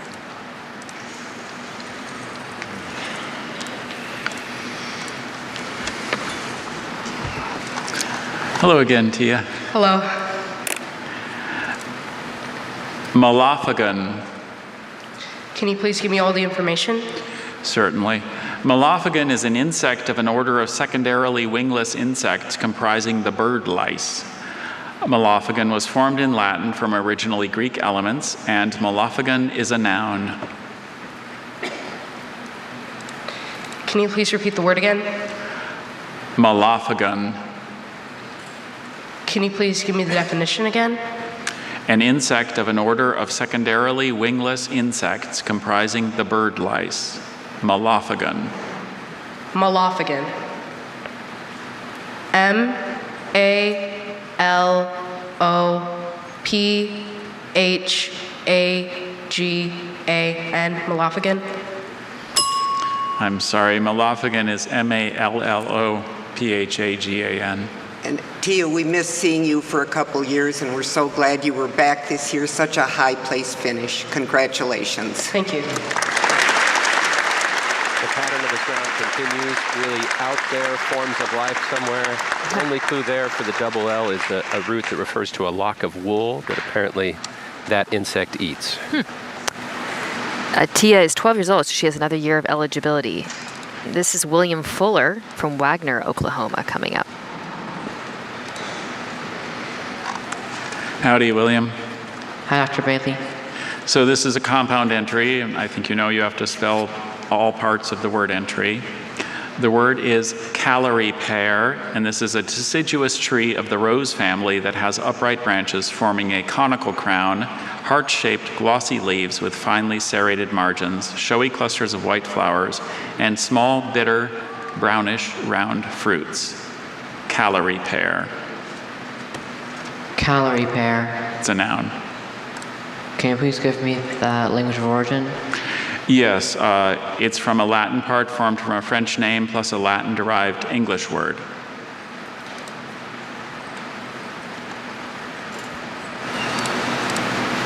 Calorie pear. Are there any alternate pronunciations? I have just calorie pear. Calorie pear. Can you please give me the language of origin? It's from a Latin part formed from a French name plus a Latin-derived English word.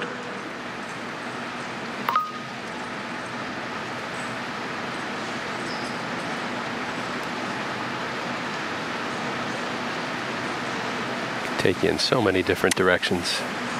Calorie pear. French help.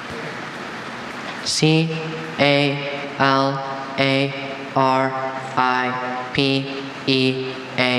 Calorie pear. I'm sorry, calorie pear is spelled C-A-L-L-E-R-Y-P-E-A-R. William, to you and your whole family, thank you and congratulations for your involvement in the Bee for so many years. Never gets easy, Nina. You know how much time has been invested. It will serve them well in the future, whatever they choose to do, but it's still so agonizing. Yeah, one of those Bee families that have sent multiple contestants, 8 kids. That was his last year of eligibility. Next, we have Avishka Dudala from Prosper, Texas. Hi. Hi, Avishka. Kong Lee. Can I have all the information? Yes.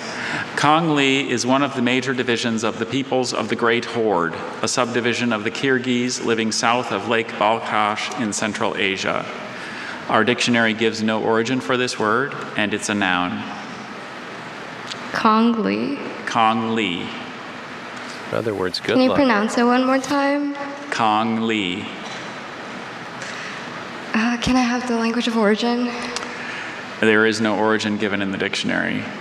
It's one of the major divisions of the peoples of the Great Horde, a subdivision of the Kyrgyz living south of Lake Balkhash in Central Asia. Please repeat all the information. Kong Lee has no origin given. It's a noun. Kong Lee is one of the major divisions of the peoples of the Great Horde, a subdivision of the Kyrgyz living south of Lake Balkhash in Central Asia. The Kong Lee was conquered by the armies of Genghis Khan around 1223 CE. Kong Lee. Kong Lee. Language of origin. There's no origin given in the dictionary. Wish there were. What does she know about Asian-derived words? Kong Lee. K-A-N-G-L-I. Kong Lee. That is correct. Apparently a lot. Wow. And that's really as simple as it is in that moment. You say, okay, I know some words from that part of the world. Yeah. How would I spell it like it sounds? Kong and Asian can take you in so many different directions, though. Amen. And No, that may be the and best H, moment of the Bee right there. That Oh my relief. goodness. I love it when they're surprised. Hi, Krish. All right, here's Krishman Junith from Irving, Texas. Delonix. Delonix. Can I have all the pronunciations? Sure. Delonix. Just Delonix? Yes. Can I have the definition? A small genus of ornamental tropical trees or shrubs that have bright orange or red flowers. Delonix. Can I have the language of origin? Latin. Can I have the part of speech? Noun. Can I have all the information once more? Sure. Delonix is from Latin. It's a noun. Delonix is a small genus of ornamental tropical trees or shrubs that have bright orange or red flowers. Trees of the genus Delonix have been used in southern Madagascar as living fences, providing shade in villages and around tombs. Delonix. Does it come from Latin nix, meaning night? I don't see that here. Single or double consonant. And a couple of the vowel sounds here could be tricky. Just have to take your best stab at it.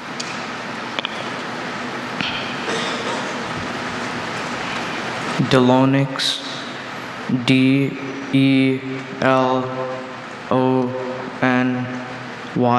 Delonix. So close. I'm sorry, Delonix is spelled D-E-L-O-N-I-X. Krish, first year, 8th grader, what an experience you've had. What a great high finish you have. Be so proud. Congratulations. His first only B appearance. Ran a full marathon at the age of 10, by the way. That's impressive. All of these young people are so multi-talented. They do so much more than spelling. Next, we have Logan Bailey from Houston, Texas. It's been fun to watch. I am so nervous right now. I'm sorry. The candor. Well, sometimes a deep breath. Yeah, there you go. Okay. I'm ready. Okay. Jatra Rhiza. Jatra Rhiza, may I have all the information? Jatra Rhiza is a genus of woody vines of eastern Africa having lobed leaves and long, loose racemes of flowers. It's a noun and was formed in Latin from originally Greek parts. Jatra Rhiza. Jatra Rhiza. J-A-T-R-O-R-R-H-I-Z-A. Jatra Rhiza? That is correct. I mean, he just knew that, right? Like, that. Look at him, he's still going. He's acting That feeling surprised. when you study every word in the dictionary that has and you that hit one. RRH combination, and it finally came up in competition. Oh, my goodness. Awesome job, Logan. All right, and here is our youngster. Hello again, Zachary. Zach Teo, Howdy 9 again, years old, Dr. from Bailey. Houston, Texas. Your word is cultus. This is a large greenish-fleshed fish of the Pacific coast of North America that is an important food fish closely related to the typical greenlings. It's also called lingcod. Cultus. Cultus. Can I have the origin? Chinook. Sorry. Chinook, it's a language of the northwest coast of North America. Okay. Cultus. Can I have the part of speech? Noun. Noun may help with the ending of this word. Cultus. Can I have it in a sentence? Sahaley wrote an honors thesis on the chemical reasons for the distinctive coloration of the rare blue cultus. Do you say cultus or cultus? Cultus. Cultus. Cultus. Cultus. Cultus. Cultus. Cultus. Cultus. Are there any alternate pronunciations? I'm afraid it's just the one. Cultus. Watch the clock. Okay. Cultus or cultus? Cultus. Cultus. Need your spelling. Cultus. C-U-L-T-U-S-S. Cultus. Cultus is spelled C-U-L-T-U-S. Zachary, there are no words to describe how inspiring you are. Crowd favorite. Congratulations.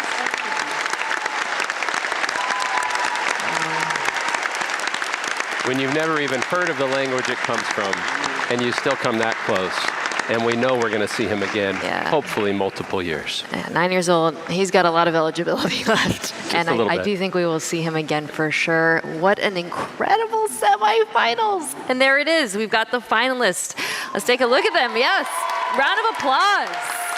That was such a tremendously difficult round. Some of those words my are just goodness. diabolical, but you see the power of experience playing itself out in these 9 finalists for the trophy. A lot of familiar faces. Tomorrow is sure to be an excellent competition. What started as 54 is now down to 9. So tomorrow night, 8 p.m. Eastern, we will bring you the finals. I guarantee you will not want to miss it. I'm Mina Kimes. And I'm Paul Effler.